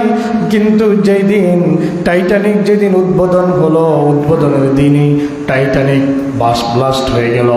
টাইটানিক সেদিনে বিপর্যস্ত হয়ে সাগরের তলদেশে যে চলে গেল, আজ পর্যন্ত সেখান থেকে টাইটানিককে উদ্ধার করতে পারলো না।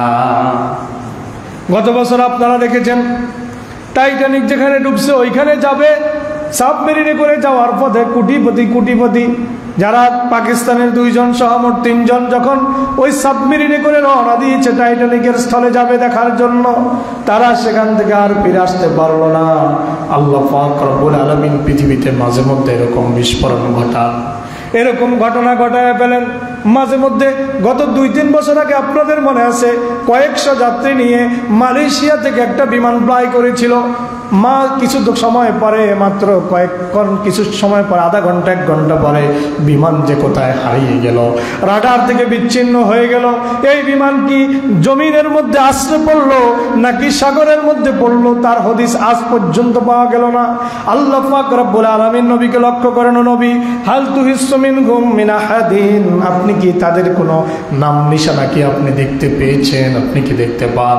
আমি আল্লাহ তাদের নিশানা পর্যন্ত মুছে দিয়েছি। আল্লাহর বলেন তাসমাউ লাহুম রিকজা, তাদের বংশধরদের কোনো ক্ষীণ আওয়াজ কি আপনি শুনতে পান নাকি? ও নবী, তাদের কোনো আওয়াজ কি আপনি শুনতে পান নাকি? পৃথিবীতে আজকে তাদের বন্দনা করার মতো, তাদের প্রশংসা করার মতো আজকে পৃথিবীতে একটা মানুষও খুঁজে পাওয়া যায় না। একজন পরম কাফের যে ব্যক্তি, সেই ব্যক্তি আজকের দুনিয়ায় ফেরাউনের প্রশংসা করে না। যেই লোকটা আল্লাহকে বিশ্বাস করে না, ওই লোকটা নমরুদের প্রশংসা করে না। যেই লোকটা আল্লাহকে বিশ্বাস করে না, ওই লোকটাও আবু জাহেলের প্রশংসা করে না। আল্লাহ পাক রব্বুল আলামিন বলেন তাসমাউ লাহুম রিকজা, আপনি তাদের কোনো আওয়াজ কি পৃথিবীতে শুনতে পান নাকি? তার মানে তাদের বন্দনা করার মতো, তাদের প্রশংসা করার মতো, তাদের কথা গর্ব করে আলোচনা করার মতো আমি কাউকে পৃথিবীতে অবশিষ্ট রাখি নাই। তাদের নাম নিশানা মুছে দিয়েছি, তাদের বংশধরদেরকে আমি আল্লাহ পৃথিবী থেকে মুছে দিয়েছি। সুতরাং আল্লাহর সাথে টক্কর দিয়া কোনো ব্যক্তি, কোনো গোষ্ঠী পৃথিবীতে টিকতে পারে নাই, পারবেও না। ঠিক কিনা কথা বলেন? আল্লাহ পাক রব্বুল আলামিন কোরআনে মাজিদের পরবর্তী আয়াতে 75 নম্বর আয়াতে চলে যায়। আল্লাহ পাক বলছেন কুল মান কানা ফিদ দালালাতি ফালিয়ামদুদ লাহুর রহমানু মাদ্দা হাত্তা ইযা রাআউ মা ইউআদুনা ইম্মাল আযাবা ওয়া ইম্মাস সাআতা ফাসায়ালামুনা মান হুয়া শাররুম মাকানা মান হুয়া শাররুম মাকানা ওয়া আদআফু জুদা।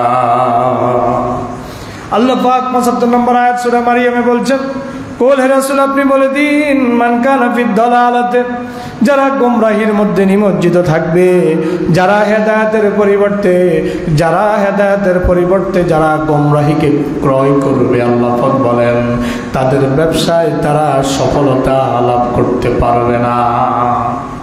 যারা গোমরাহিকে ক্রয় করবে, হেদায়েতকে বাদ দিয়া গোমরাহিকে গ্রহণ করবে, আল্লাহ বলেন উলাইকাল্লাযীনা ইশতারাউদ দালালাতা বিল হুদা ফামা রাবিহাত তিজারাতুহুম ওয়া মা কানু মুহতাদিন।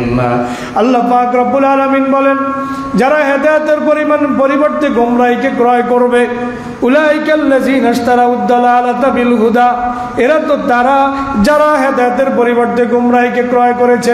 ফামা রাবিহাত তিজারাতুহুম, আল্লাহ পাক বলেন তাদের ব্যবসায় তারা সফল হয় নাই। তারা মনে করেছিল হেদায়েতের পরিবর্তে যদি গোমরাহিকে ক্রয় করে, ইসলামের পরিবর্তে যদি তাগুতকে রিসিভ করে, তাগুতকে গ্রহণ করে, তারা দুনিয়াতে লাভবান হবে, পরকালে লাভবান হবে। আল্লাহ পাক বলেন ফামা রাবিহাত তিজারাতুহুম, তাদের ব্যবসা সফলতা তারা লাভ করতে পারে নাই। ওয়া মা কানু মুহতাদিন, আর তারা হেদায়েতও লাভ করতে পারে নাই। তার মানে দুনিয়াও গেছে, পরকালও গেছে। আপনি যদি পরকালের দিকে ধাবিত হন, আপনি যদি পরকালকে সামনে রেখে দুনিয়া সাজান, তাহলে আপনার দুনিয়া আসবে, পরকালও আসবে। কারণ দুনিয়াকে বাদ দিয়া পরকাল নয়। আল্লাহ আমাদেরকে কোরআনে মাজিদে সেই কথা বলে দিয়েছেন, বান্দা পরকাল তো চাইবা, আমার কাছে দুনিয়াও চাও। রব্বানা আতিনা ফিদ দুনিয়া হাসানাতাও ওয়া ফিল আখিরাতি হাসানাতাও ওয়া কিনা আযাবান নার। আল্লাহু আকবার। আল্লাহ আমাদেরকে দোয়া শিখাইলেন, তোমরা আমার কাছে এইভাবে দোয়া করো, রব্বানা, হে আমাদের প্রতিপালক, আতিনা, আমাদেরকে দান করুন, ফিদ দুনিয়া হাসানা, দুনিয়ার কল্যাণ আমাদেরকে দান করুন, ওয়াফিল আখিরাতে হাসানা, আখিরাতের কল্যাণও আমাদেরকে দান করুন। সুবহানাল্লাহ। তাহলে দুনিয়ার কল্যাণ যদি হালাল পন্থায় হয় এটা নিষেধ না, দুনিয়ার কল্যাণ যদি হালাল পন্থা হয় এটা নিষেধ না, কিন্তু সেটা আখিরাতকে সামনে রেখে হওয়া লাগবে। কাকে সামনে রেখে? আখিরাতকে সামনে রেখে, পরকালের জবাবদিহিতাকে সামনে রেখে। দুনিয়া যদি আপনি অর্জন করেন, 1000 কোটি টাকার মালিকও যদি আপনি হয়ে যান দুনিয়াতে, কোনো অসুবিধা নাই, কোনো সমস্যা নাই।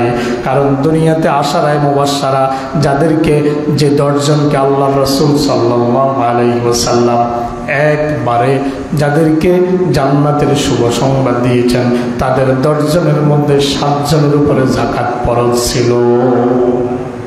এই 10 জনের 7 জনের উপর যাকাত ফরজ ছিল, তার মানে তারা ধনী ছিলেন। হযরত ওসমান গনির কথা আপনারা জানেন, হযরত আলীর কথা আপনারা জানেন, হযরত আবু বকরের কথা জানেন। এক সময় অনেক সম্পদশালী ছিল, কাপড়ের ব্যবসায়ী ছিল, আল্লাহ রাস্তায় দান করতে করতে করতে করতে সবকিছু অকাতরে মিলিয়ে দিয়েছেন। হযরতে খাদিজাতুল কুবরার কথা আপনারা জানেন, অঢেল সম্পদের মালিক ছিলেন, সব আল্লাহ রাসূলকে দান করেছেন, আল্লাহ রাসূল সব ইসলামের জন্য দান করেছেন। হযরত ওমর ফারুক সহ যারা সাহাবীরা ছিলেন সবাই অনেকেই সম্পদশালী ছিলেন, কিন্তু তারা দুনিয়াকে প্রাধান্য দেন নাই, আখিরাতকে প্রাধান্য দিয়ে তারা দুনিয়া সাজিয়েছেন। সুবহানাল্লাহ। এই জন্য আল্লাহ পাক রব্বুল আলামিন বলেন, যারা পথভ্রষ্টতাকে ক্রয় করবে, হেদায়েতকে বাদ দিয়া যারা পথভ্রষ্টতাকে ক্রয় করবে, তাদের ব্যবসায় তারা সফলতা লাভ করতে পারবে না। পারবে নাকি? তাদের ব্যবসায় তারা সফলতা লাভ করতে পারবে না। এক সময়কার দুর্দণ্ড প্রতাপশালী ব্যক্তিরাও একটা সময় হীন হয়ে যাবে। এগুলা কার ফায়সালা? এগুলা আল্লাহর ফায়সালা। মাত্র 54 বছরের ইতিহাস, বাংলাদেশের ইতিহাসে যদি আপনি লক্ষ্য করেন, আপনি দেখবেন এক সময় যারা প্রতাপশালী ছিল তারা আবার ডাউন হয়ে গেছে, আবার যারা ডাউন ছিল তারা প্রতাপশালী হয়ে গেছে। উত্থান আর পতনের মধ্যে দিয়ে আমাদের 54 বছর গেল। ঠিক কিনা কথা বলেন? আমাদের অনেকের উত্থান হয়েছে, অনেকের পতন হয়েছে, আবার পতনওয়ালাদের উত্থান হয়েছে, আবার তাদের পতন হয়েছে, কিন্তু পরিতাপের বিষয় আমরা কেউ শিক্ষা নিতে পারি নাই। আল্লাহ পাক বলেন, ফামা রবিহাত তিজারাতুহুম, যারা গোমরাহিকে ক্রয় করবে তাদের ব্যবসা সফলতা লাভ করেনি। ওমা কানু মুহতাদিন, তারা হেদায়েত প্রাপ্ত ছিল না।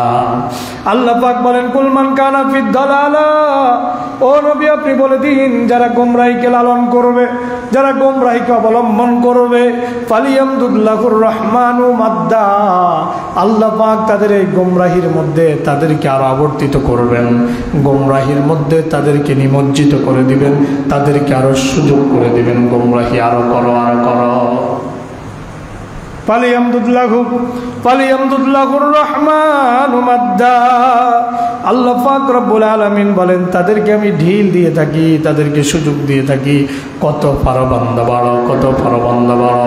ওয়া আমলি লাহুম ইন্না কাইদি মাতিন, অন্য আয়াতে আল্লাহ বলছেন, ওয়া আমলি লাহুম, আমি তাদেরকে সুযোগ দেই, ইন্না কাইদি মাতিন, আমার কৌশল অত্যন্ত মজবুত, আমার কৌশল অত্যন্ত মজবুত। যখন আমি তাদেরকে ধরার সিদ্ধান্ত গ্রহণ করি, তখন আমার ধরা থেকে তাদেরকে কেউ বাঁচাতে পারে না। আল্লাহ পাক বলেন, হাত্তা ইযা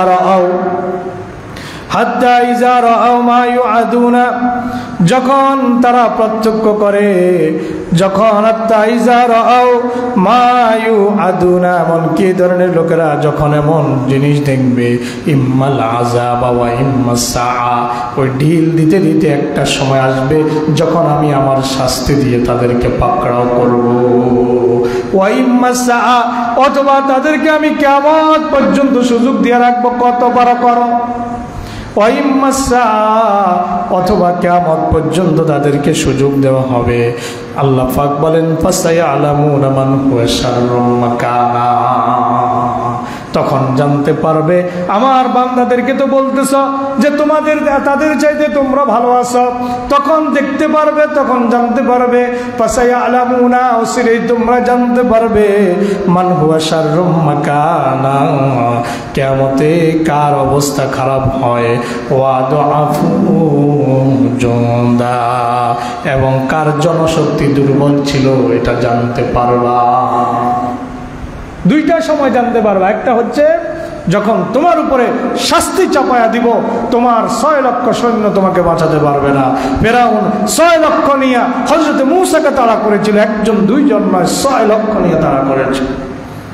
6 লক্ষ সৈন্য ফিরআউনকে সেদিন বাঁচাতে পারে না।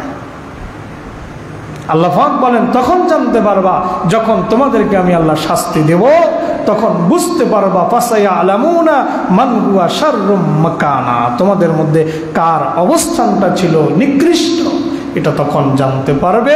ওয়াদাফু জুনদা, এবং কার সৈন্য যত বেশি হোক না কেন তারা যে দুর্বল ছিল এটা তখন বুঝতে পারবা। সুবহানাল্লাহ।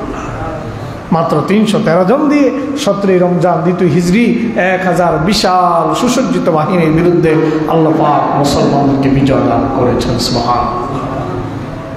আমালেকা সম্প্রদায়কে আল্লাহ নাস্তানাবুদ করে হযরত ইউসা ইবনে নূনের হাতে ফিলিস্তিনকে বিজয় দিয়েছেন, সংখ্যা দিয়ে নয়, ঈমানের শক্তির কারণে। সুবহানাল্লাহ। তারিক বিন জিয়াদের কথা আপনারা জানেন। তারিক বিন জিয়াদ তিনি সৈন্য নিয়ে রওনা দিয়েছেন। সৈন্য নিয়ে যখন তিনি স্পেনে বিজয় করার জন্য গিয়েছেন, তারিক বিন জিয়াদ তিনি সমুদ্র পাড়ি দিয়ে, যে জাহাজে করে নৌকায় করে সমুদ্র পাড়ি দিয়ে ওই পারে গেলেন যাওয়ার স্পেন জয় করার জন্য। যাওয়ার পরে নৌকা থেকে উঠার পরে নৌকাগুলা সব জ্বালায় দিয়েছেন, নৌকাগুলো সব জ্বালায় দিয়েছেন। জ্বালায় দিয়ে একটা কড়া বাসন দিলেন। আইয়ুহান নাস আইনাল মাফার আল বাহরু মিন ওয়ারাইকুম ওয়ালাদু আমামাকুম, কড়া বাসন দিয়ে বললেন, ওহে মানুষেরা, পালাবে কোথায়? কোথাও পালানোর জায়গা নাই, সমুদ্র দিয়ে পালায় চলে যায় বা যুদ্ধের ময়দান থেকে। লা ইলাহা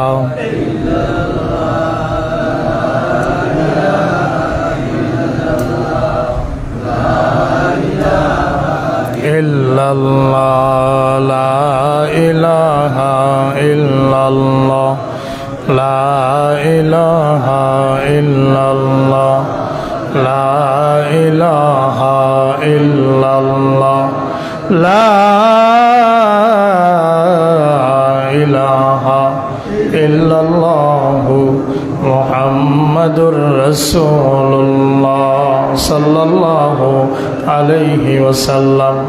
তারিক বিন জিয়াদ যখন সাগর পাড়ি দিলেন, ওই পাড়ে গিয়ে নৌকাগুলা জ্বালায়া দিয়া তাদের উদ্দেশ্যে ভাষণ দিয়ে বললেন, পালাবে কোথায়? পালানোর কোনো জায়গা নাই, পিছে সমুদ্র। যুদ্ধের ময়দান থেকে পালিয়ে তোমরা নৌকা দিয়ে চলে যাবে সেই সুযোগ আমি রাখি নাই। তোমাদের পিছনে সাগর, যদি পালায় চলে আসো সাগরে ডুবে মরা লাগবে, আর সামনে শত্রু। সুতরাং আল্লাহর উপরে ভরসা করে শত্রুর মোকাবেলা করো। দেখা গেল তারিক বিন জিয়াদের ওই ভাষণে উদ্বুদ্ধ হয়ে স্পেন তারা বিজয় লাভ করলো। সুবহানাল্লাহ। মুসলমানরা বিজয় হয়েছে কি দিয়ে? ইমানি শক্তি দিয়ে, সংখ্যা দিয়ে মুসলমান বিজয় অর্জন করে। কি হোক, আমাদের একটু বাড়াই দেন। আল্লাহ পাক রব্বুল আলামিন বলেন, ফাসায়ালামুনা মান হুয়া শাররুম মাকানা ওয়া আদাফু জুনদা, অচিরেই তারা জানতে পারবে কাদের অবস্থানটা নিকৃষ্ট ছিল। অচিরেই জানতে পারবে মর্যাদা কাদের নিকৃষ্ট ছিল। এখন তো ভালো মানুষগুলাকে তোমরা মর্যাদা দাও না, অচিরেই জানতে পারবা মান হুয়া শাররুম মাকানা। মাকান মানে স্থান, মাকান মানে মর্যাদা, শাররুম মানে নিকৃষ্ট। কার অবস্থানটা নিকৃষ্ট এটা তোমরা অচিরেই জানতে পারবে। ওয়াদআফু জুনদা, জুনদুন মানে সৈন্য, জুনদুন মানে কি? সৈন্য। আদাব মানে দুর্বল। কার সৈন্যরা দুর্বল ছিল এটা তোমরা অচিরেই বুঝতে পারবা, অচিরেই তোমরা এটা অনুমান করতে পারবা। কার কথা? আল্লাহর কথা। আল্লাহ পাক রব্বুল আলামিনের আয়াতগুলোর উদ্দেশ্য ছিল ইহুদিরা কোরআনে মাজিদ অন্য আয়াতে আল্লাহ বলছেন, সূরা আল জুমআহ আয়াত নাম্বার 6, আল্লাহ বলেন, কুল ইয়া আইয়ুহাল্লাযীনা হাদু ইন জাআমতুম আন্নাকুম আউলিয়াউ লিল্লাহি মিন দুনিন নাস ফাতামান্নাউল মাউতা ইন কুনতুম সাদিকিন। আল্লাহ পাক বলেন, হে ইহুদিরা, ইয়া আইয়ুহাল্লাযীনা হাদু, হে যারা ইহুদি অবলম্বন করেছ, ইহুদি ধর্মমত যারা অবলম্বন করেছ, হে ইহুদিরা, হে ইহুদি লোকগণ, ইন জাআমতুম আন্নাকুম আউলিয়াউ লিল্লাহ, ইহুদিরা বলতো যে আমরা আল্লাহর বন্ধু। কারা বলতো? ইহুদিরা। কারা?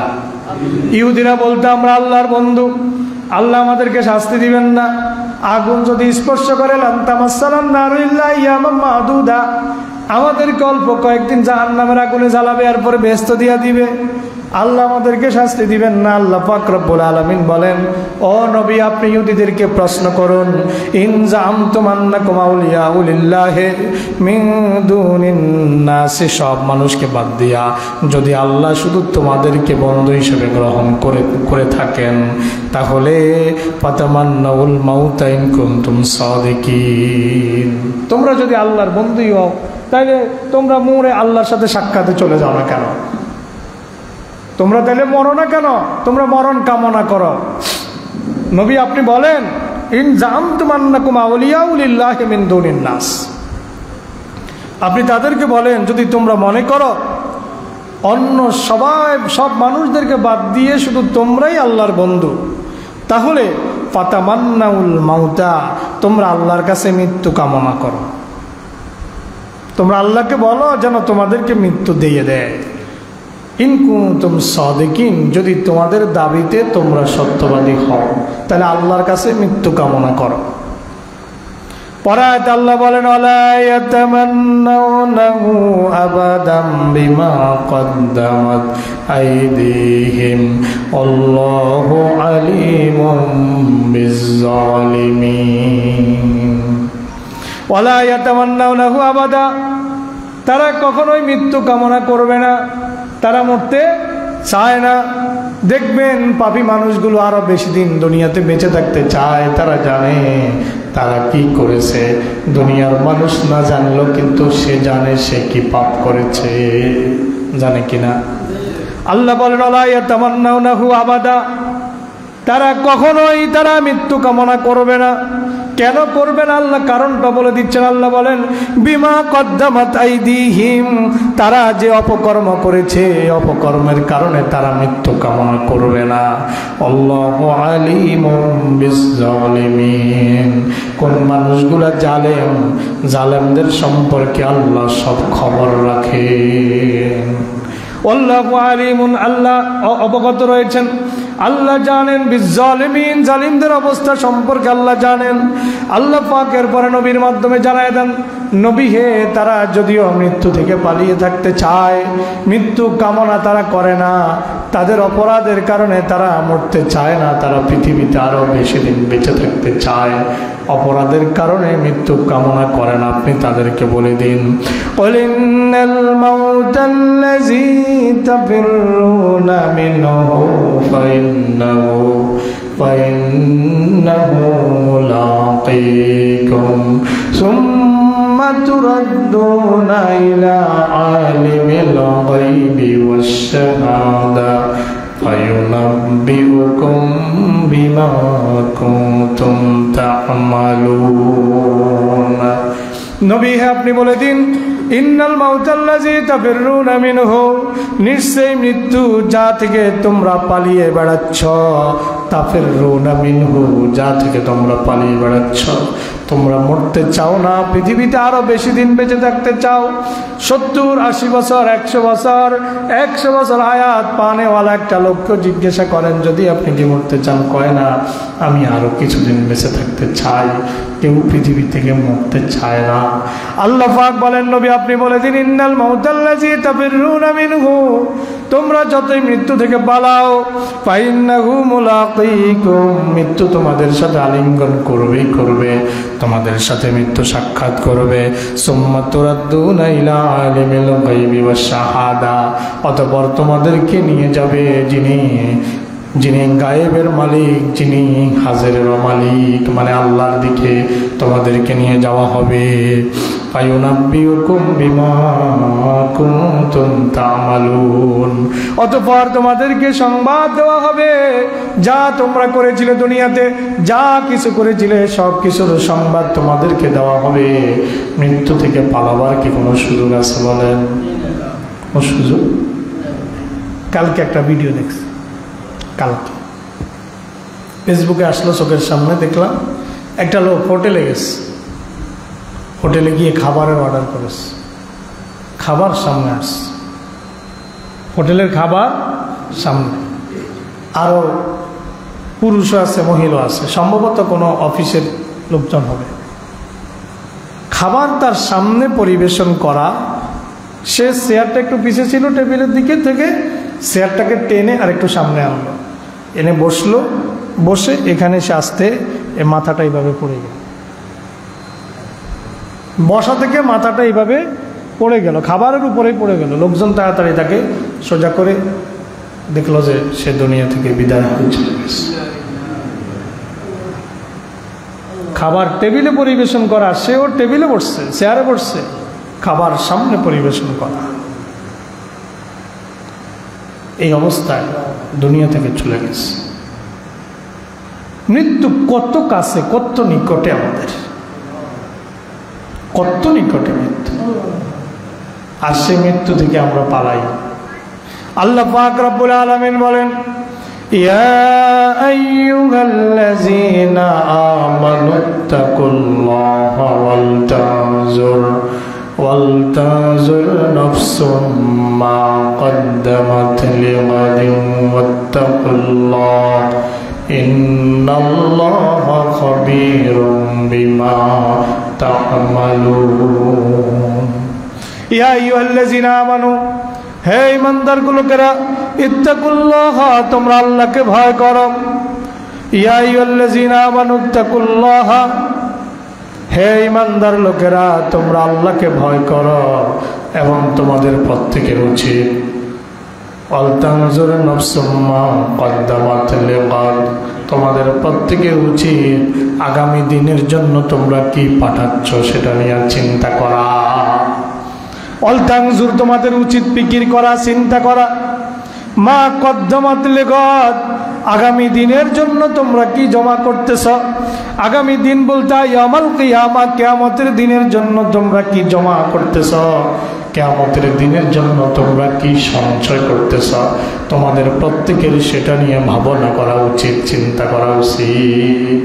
আল্লাহ আবার ওই আয়াতের শেষ অংশে বলছেন, আত্তাকুল্লাহ, তোমরা আল্লাহকে ভয় করো, আল্লাহু খাবীরুম বিমা তা'মালুন, তোমরা যা কিছু করো সেই সম্পর্কে আল্লাহ খবর রাখেন, আল্লাহ বেখবর নন। পরে আয়াতে আল্লাহ বলেন, ওয়ালা তাকুনু কাল্লাযীনা নাসুল্লাহা ফাআনসাহুম আনফুসাহুম উলাইকা হুমুল ফাসিকুন। আল্লাহু আকবার। ওয়ালা তাকুনু, তোমরা তাদের মতো হয়ো না, কাল্লাযীনা নাসুল্লাহ, যারা আল্লাহকে ভুলে গেছে। কত সুন্দর করে, কত আদর করে, কত মায়া করে, মহব্বত করে, মনে হয় যেন বান্দার মাথার উপরে হাত বুলায়া বুলায়া আল্লাহ বলতেছে, ওয়ালা তাকুনু কাল্লাযীনা নাসুল্লাহ। একটা সন্তানকে বাবা আদর করে মাথায় হাত মুছে দিয়ে যেরকম বলে, বাবারে তোমার অমুক বাড়ির অমুক ছেলেটা নষ্ট হয়ে গিয়েছে, অমুক ছেলেটা বিড়ি খায়, টাস খেলে, মদ খায়, জুয়া খেলে, অমুক ছেলেটা মানুষ মেয়েদের সাথে পরকীয়া করে, প্রেম করে, মাথার উপরে হাত বুলায়া বুলায়া বলে, বাবারে তুই তার মতো হইস না, বাবা আমার ইজ্জত রাখিস। মনে হয় একজন বাবা সন্তানকে যেভাবে বলে, আল্লাহ আল্লাহ বান্দার মাথায় হাত বুলাইয়া বুলাইয়া মনে হয় বলতেছে, বান্দা ওয়ালা তাকুনু, তুমি হইও না কাল্লাযিনা নাসুল্লাহ, যে আমি আল্লাহকে ভুলে গেছে তার মতো হইও না, যে আমি আল্লাহর কথা ভুলে গেছে, যে আমি আল্লাহর বন্দেগীর কথা ভুলে গেছে, যে আমি আল্লাহর আনুগত্যের কথা ভুলে গেছে, যে আমি আল্লাহর জান্নাত আর জাহান্নামের কথা ভুলে গেছে। ওয়ালা তাকুনু, তুমি তার মতো হইও না। ওয়ালা তাকুনু কাল্লাযিনা নাসুল্লাহ, আল্লাহকে যে ভুলে গেছে তুমি তার মতো হইও না। ফানসাহুম আনফুসাহুম, যদি তোমরা আল্লাহকে ভুলে যাও আল্লাহ তোমাদের আত্মপরিচয়ের কথা ভুলিয়ে দিবে। তোমাদের গন্তব্য যে জান্নাতের পরিচয় তোমরা ভুলে যাবে। তোমরা যে জান্নাত থেকে এসেছো, তোমাদের বাবার বাড়ি জান্নাত, তোমাদের আদি বাবা আদি পিতা হযরত আদম আলাইহিস সালাম জান্নাতের বাসিন্দা ছিলেন, আবার জান্নাতে ফিরে যাবেন। তোমাদের বাবার বাড়ি যে জান্নাত, তোমাদের আত্মপরিচয় আল্লাহ ভুলিয়ে দিবেন। আল্লাহ বলেন, যারা আমি আল্লাহকে ভুলে যায় উলাইকা হুমুল ফাসিকুন, এরাই ফাসিক। পরের আয়াতে আল্লাহ বলছেন, লা ইস্তাবি আসহাবুন নারি ওয়া আসহাবুল জান্নাহ, লা ইস্তাবি, সমান হতে পারে না। যারা জান্নাতি হবে আর যারা জাহান্নামী হবে তারা সফল হতে পারে না। আসহাবুল জান্নাতি হুমুল ফাইজুন, যারা জান্নাতি হবে তারাই সফলতা লাভ করবে। সুতরাং মুমিন মৃত্যুকে ভয় পায় না। মুমিন বরং বলে, মৃত্যু যখন আসে আমি রেডি। আল্লাহ যখন ডাক দিবে আমি লাব্বাইক বলে হাজিরা দিয়া দিব। আল্লাহ আমি হাজির। যখন আল্লাহ চাইবে তখন মৃত্যুর কোলে ঢলে পড়বো, আমার কোনো আপত্তি নাই। আল্লাহ যখন যেইভাবে যে স্থানে আমার মৃত্যু দেয় আমার কোনো আপত্তি নাই। মুমিন সব সময় মৃত্যুর জন্য রেডি থাকবে। মুমিন মৃত্যুকে ভয় পাবে না, বরং মুমিন মরে গেল জান্নাতি, বেঁচে থাকলো জান্নাতের কাজ করবে, ঠিক কিনা? মরে গেল জান্নাতি, বেঁচে থাকলো মুমিন জান্নাতি কাজ করবে। মুমিনের হারানোর তো কিছু নাই, কিছু আছে নাকি? মুমিন বেঁচে থাকলেও লাভ, মরে গেলেও লাভ। বেঁচে থাকলে আরো জান্নাতের কাজ করবে, বেঁচে থাকলে আরো আল্লাহর সন্তুষ্টির জন্য কাজ করবে, আল্লাহ তার প্রতি আরো সন্তুষ্টির পরিমাণ বাড়বে। আর মরে গেলে আল্লাহর জান্নাতের সাথে তার কবরের দরজাগুলো খুলে দেওয়া হবে। আল্লাহ নবী সাল্লাল্লাহু আলাইহি সাল্লাম বলেন, বান্দাকে যখন কবরের মধ্যে রাখা হয়, ইজা উকবিরাল মাইয়িতু আতাহু মালাকানে আসওয়াদানে আজরাকানে ইউকালু আহাদুহুমাল মুনকার ওয়াল আখারু আন-নাকির। আল্লাহর নবী বলেন, যখন একজন ব্যক্তিকে কবরস্থ করা হয়, দুইজন ফেরেশতা আসে যাদের চক্ষুগুলো নীল বর্ণ থাকে। চক্ষুগুলোর দিকে তাকালেই বান্দা ভয় পেয়ে যাবে। চক্ষুগুলো নীল বর্ণের থাকবে, আসওয়াদানে, কালো কুৎসিত রঙের হবে। কালো কুৎসিত বিভৎস চেহারার অধিকারী দুইজন ফেরেশতা আসবে। আজরাকানে, তাদের চোখগুলো নীলাভ হবে। একজনের নাম হচ্ছে মুনকার, আরেকজনের নাম হচ্ছে নাকির। তারা বান্দাকে উঠায় বসাবে। বসানোর পরে 5টা প্রশ্ন করবে। আমি রিপিট করবো না, এই আলোচনা অন্য একদিন করছিলাম বিস্তারিত। যখন প্রশ্নগুলোর জবাব হয়ে যাবে তখন আল্লাহ পাক অদৃশ্য থেকে ফেরেশতাদেরকে নির্দেশ দিবে, ও আমার ফেরেশতারা পাপরিশুহু বিল জান্নাহ, আমার বান্দার কবরে জান্নাতি বিছানা বিছায়া দাও। সুবহানাল্লাহ। আল্লাহ পাক বলবেন, ও আমার ফেরেশতারা ওয়ালবিসুহু বিল জান্নাহ, আমার বান্দার কবরে পরনের মধ্যে জান্নাতি পোশাক পরায়া দাও। ওয়াফতাহু লাহু বাবান ইলাল জান্নাহ, আমার বান্দার কবরের সাথে জান্নাতের দরজা খুলে দাও। সুবহানাল্লাহ। আর বান্দা যখন প্রশ্নগুলোর জবাব দিতে পারবে না, জবাব যখন দিতে পারবে না, আল্লাহ ডাক দিয়া বলবেন পাপরিশুহু বিন্নার, ও ফেরেশতারা তার কবরে জাহান্নামের বিছানা, আগুনের বিছানা বিছায়া দাও। ওয়ালবিসুহু বিল জান্নাহ, তার পরনে আগুনের পোশাক পরায়া দাও। ওয়াফতাহু লাহু বাবান ইলাল জান্নাহ, তার কবরের সাথে জাহান্নামের দরজাগুলো খুলে দাও। নাউযুবিল্লাহ। আল্লাহ পাক রব্বুল আলামিন এই জন্য বলেন, লা ইয়াস্তাবি আসহাবুন নারি ওয়া আসহাবুল জান্নাহ, যারা জান্নাতি হবে আর যারা জাহান্নামী হবে তারা পরস্পর কখনো এক হতে পারে না। একজন নামাজির গুরুত্ব আর একজন বেনামাজির গুরুত্ব আল্লাহর কাছে সমান নয়। সমান কিনা? একজন নামাজির গুরুত্ব, নামাজির মর্যাদা, আর একজন বেনামাজির মর্যাদা আল্লাহর কাছে সমান নয়। আল্লাহ বলেন, আসহাবুল জান্নাতি হুমুল ফাইজুন, যারা জান্নাতি হবে তারাই পরকালে সফলতা অর্জন করবে। আর যারা জাহান্নামের পথ অবলম্বন করবে, আল্লাহ কয় ওয়ালা ইয়াতামান্নাউনাহু আবাদা, তারা কখনোই মরতে চায় না, কখনোই তারা মরতে চাইবে না। যতই হায়াত বৃদ্ধি করা হোক তারা মরতে চাইবে না। কেন মরতে চাইবে না? বিমা কদ্দামাত আইদিহিম, তারা যেই কাজ করেছে তারা তো জানে, এই জন্য তারা মরতে চাইবে না। মৃত্যু থেকে যতই পালায় মৃত্যু তাদেরকে আলিঙ্গন করবে। আল্লাহ পাক এই জন্য বলছেন ফাইন্নাহু মুলাকিকুম, মৃত্যু তোমাদেরকে সাক্ষাৎ তোমাদের সাথে করবেই, তোমাদেরকে আলিঙ্গন করবেই। সুম্মা তুরাদ্দুনা ইলা আলিমিল গায়বি ওয়াশ শাহাদা, যিনি গায়েবের খবর জানেন তার কাছে তোমাদেরকে ফিরিয়ে নেওয়া হবে, যিনি হাজিরেরও খবর জানেন তার কাছে তোমাদেরকে ফিরিয়ে নেওয়া হবে। ফায়ুনাব্বিউকুম বিমা কুনতুম তা'মালুন, দুনিয়াতে থেকে তোমরা যা কিছু করতা তোমাদেরকে সেগুলোর খবর দেওয়া হবে। কোরআনে মাজিদ সূরা আন-নাহল আয়াত নম্বর 61 আল্লাহ কি বলে এই ব্যাপারে শুনেন। আল্লাহ বলেন ওয়ালাউ ইউআকিজুল্লাহুন নাসা বিজুলমিহিম মা তারাকা আলাইহা মিন দাব্বাতিন ওয়ালাকিন ইউআক্কিরুহুম ইলা আজালিম মুসাম্মা فإذا جاء أجلهم لا يستأخرون ساعة ولا يستقدمون। আল্লাহ পাক বলেন ওয়ালা ইউআখিজুল্লাহুন নাসা বিজুলমিহিম, আল্লাহ মানুষদেরকে তার নাফরমানির জন্য যখন আল্লাহ পাক রব্বুল আলামিন পাকড়াও করতেন, ওয়ালাউ ইউআখিজুল্লাহুন নাসা বিজুলমিহিম, আল্লাহ পাক যদি মানুষকে তার অপরাধের জন্য পাকড়াও করতেন, একটা মিথ্যা বলছে যদি ঠোঁটটা বেঁকা করে দিত, দেওয়ার ক্ষমতা আল্লাহর আছে না নাই? দেওয়ার ক্ষমতা আল্লাহর আছে না?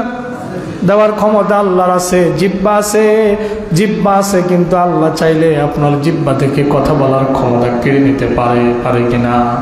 পারে কিনা?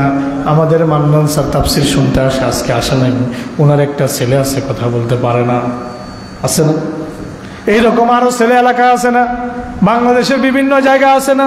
তাহলে জিহ্বা তো আছে, ঠোঁটও আছে, দাঁতও আছে, কথা বলার যত উপকরণ সবগুলোই তো তাকে দেওয়া হয়েছে, কিন্তু কথা বলার যেই শক্তি, যেই হুকুম আল্লাহর পক্ষ থেকে জারি হওয়ার, সেই হুকুম আল্লাহ তার প্রতি করেন নাই। কথা বলার পৃথিবীর কোনো বিজ্ঞানী আজ পর্যন্ত কোনো বোবাকে কথা বলার শক্তি দিতে পারে না। কিসের বিজ্ঞান? কিসের বিজ্ঞান? আল্লাহর চাইতে বড় বিজ্ঞানী আর কে হতে পারে? আমরা বলি বিজ্ঞান, সায়েন্স এবং টেকনোলজিতে বিজ্ঞান সর্বোচ্চ শিখরে রয়েছে। কিসের শিখরে রয়েছে? আল্লাহর সৃষ্টি, আল্লাহ সব দিল। কথা বলার জন্য জিহ্বা লাগে, জিহ্বা দিল। কথা বলার জন্য ঠোঁট লাগে, ঠোঁট দিল। কথা বলার জন্য দাঁত লাগে, দাঁত দিল। কি সেই শক্তি, যেই শক্তির কারণে, যেই শক্তির অনুপস্থিতির কারণে লোকটা কথা বলতে পারে না। তাইলে বোঝা গেল দুনিয়ার সব সায়েন্স, সব টেকনোলজি আল্লাহর কাছে ফেল করেছে। ঠিক কিনা কথা বলেন? সব টেকনোলজি আল্লাহর কাছে ফেল করেছে। কোন টেকনোলজি, কোন চিকিৎসা বিজ্ঞানী আজ পর্যন্ত বোবাকে কথা বলার শক্তি দিতে পারলো না।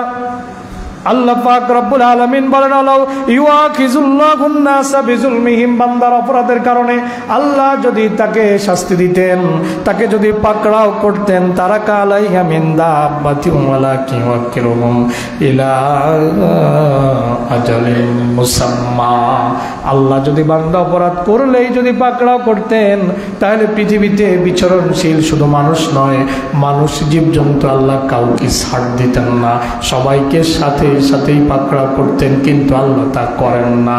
আল্লাহ বলেন ওয়ালাকিন ইউআক্কিরুহুম ইলা আজালিম মুসাম্মা, বরং আমি একটা নির্দিষ্ট সময় পর্যন্ত তাদেরকে সুযোগ দেই। কার কথা? ওয়ালাকিন ইউআক্কিরুহুম ইলা আজালিম মুসাম্মা, একটা নির্দিষ্ট সময় পর্যন্ত আমি পাপীদেরকে পাপ করার সুযোগ দেই। ফাইজা জাআ আজালুহুম, যখন তাদের অন্তিম সময় উপস্থিত হয়ে যায়, যখন তাদের পাকড়াও করার সময় হয়, যখন তাদের মৃত্যু ঘণ্টা বেজে যায়, লা ইস্তাখিরুনা সাআতাম ওয়ালা ইস্তাকদিমুন, একটা মুহূর্ত আগেও হয় না, একটা মুহূর্ত পরেও হয় না। ঠিক যেই সময় যতটার সময় হওয়া দরকার সেখানেই হয়ে যায়। মৃত্যু যদি ঢাকা যাওয়ার পথে বাসে হয়, বাসে মৃত্যু হয়ে যায়।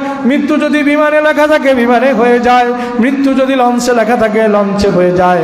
মৃত্যু যদি বাথরুমে লেখা থাকে, বাথরুমে মৃত্যু হয়ে যায়। এরকম হয় কি হয় না? মৃত্যুটা যদি মসজিদে সিজদা অবস্থায় যদি মৃত্যু ফায়সালা হয়ে যায়, সিজদা অবস্থায় মৃত্যু হয়ে যায়। মৃত্যু যদি আল্লাহ খানায় কাবা তাওয়াফের সময় লাব্বাইক আল্লাহুম্মা লাব্বাইক লাব্বাইক লা শারীকা লাক লাব্বাইক ইন্নাল হামদা ওয়ান নি'মাতা লাক ওয়াল মুলক লা শারীকা লাক, এই তালবিয়া পড়তে পড়তে তো কত মানুষের মৃত্যু হয়ে যায়। কথা বলেন ঠিক কিনা? মৃত্যু যার যেখানে আছে, লা ইস্তাকিরুনা সাআতাম ওয়া লা ইস্তাকদিমুন। আল্লাহ বলেন যখন তাদেরকে পাকড়াও করার সময় হয়, একটা সেকেন্ড, একটা মুহূর্ত আগেও হয় না, পরেও হয় না। আল্লাহ পাক ইহুদিদের কথা আবার কোরআনে কারীমে সূরা আল মাইদা আয়াত নম্বর 18 এর মধ্যে আল্লাহ পাক আবার অবতারণা করে বলতেছেন, কালাতিল ইয়াহুদু ওয়ান নাসারা নাহনু আবনাউল্লাহি ওয়া আহিব্বাউহু কুল ফালিমা ইউআযযিবুকুম বিযুনুবিকুম বাল আনতুম বাশারুম মিম্মান খালাকা ইয়াগফিরু লিমান ইয়াশাউ ওয়া ইউআযযিবু মান ইয়াশা।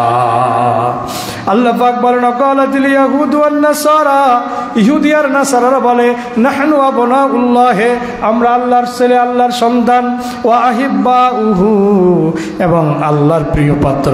কুল হে রাসূল আপনি বলে দিন, ফালিমা ইউআযযিবুকুম বিযুনুবিকুম, যদি তোমরা আল্লাহর প্রিয় পাত্র হয়ে থাকো, যদি তোমরা আল্লাহর সন্তানই হয়ে থাকো, তাহলে কেন আল্লাহ তোমাদের পাপের কারণে তোমাদেরকে শাস্তি দেয়? বালাতুম বাশারুম মিম্মান খালাকা, বরং তোমরা আল্লাহর অন্যান্য সৃষ্টি মানুষের মতো তোমরাও মানুষ। ইয়াগফিরু লিমান ইয়াশা, তিনি যাকে ইচ্ছা ক্ষমা করে দেন। ওয়া ইউআযযিবু মান ইয়াশা, এবং যাকে ইচ্ছা তিনি শাস্তি দান করেন। ওয়ালিল্লাহি মুলকুস সামাওয়াতি ওয়াল আরদি ওয়া মা বাইনাহুমা, আসমানে যা কিছু আছে সব কিছুর মালিকানা কার? কথা বলেন কার? ওয়ালিল্লাহি মুলকুস সামাওয়াতি ওয়াল আরদ, আসমানের মালিকানা আল্লাহর, যা কিছু আছে সব আল্লাহর। ওয়াল আরদে, জমিনের মালিক আল্লাহ। আল্লাহ বলেন মা বাইনাহুমা, দুইটার মাঝখানে যেটা আছে এগুলাও আমার। তুমি যে ঘর বানাইছো এটাও আমার। তুমি যে বাড়ি বানাইছো, দোকান বানাইছো, অট্টালিকা প্রাসাদ তৈরি করেছ, সুইমিং পুল বানাইছো, কত কিছু করলা, যত প্রাসাদ আর অট্টালিকা তুমি তৈরি করেছ সব কিছু আমি আল্লাহ। কিভাবে আল্লাহর? এই মসজিদটা বানাইতে রড লাগছে কিনা? কথা বলেন। রড তৈরি হয় কি দিয়া? লোহা দিয়া। পৃথিবীর কোনো বিজ্ঞানী আজ পর্যন্ত 100 লাখ লোহা বানাইছে? বলেন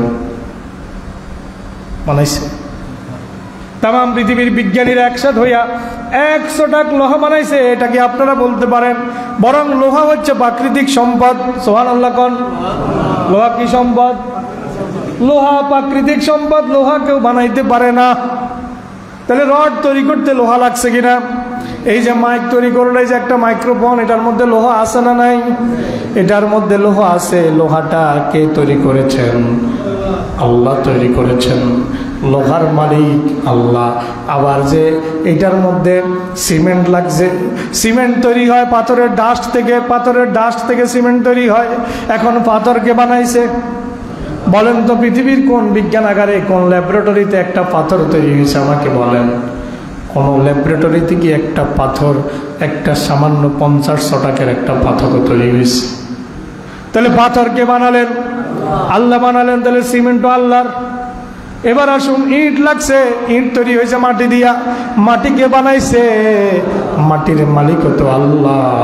তাহলে ইটের মালিকও আল্লাহ, পাথরের মালিক আল্লাহ, সিমেন্টও দিলেন আল্লাহ, লোহা দিলেন আল্লাহ।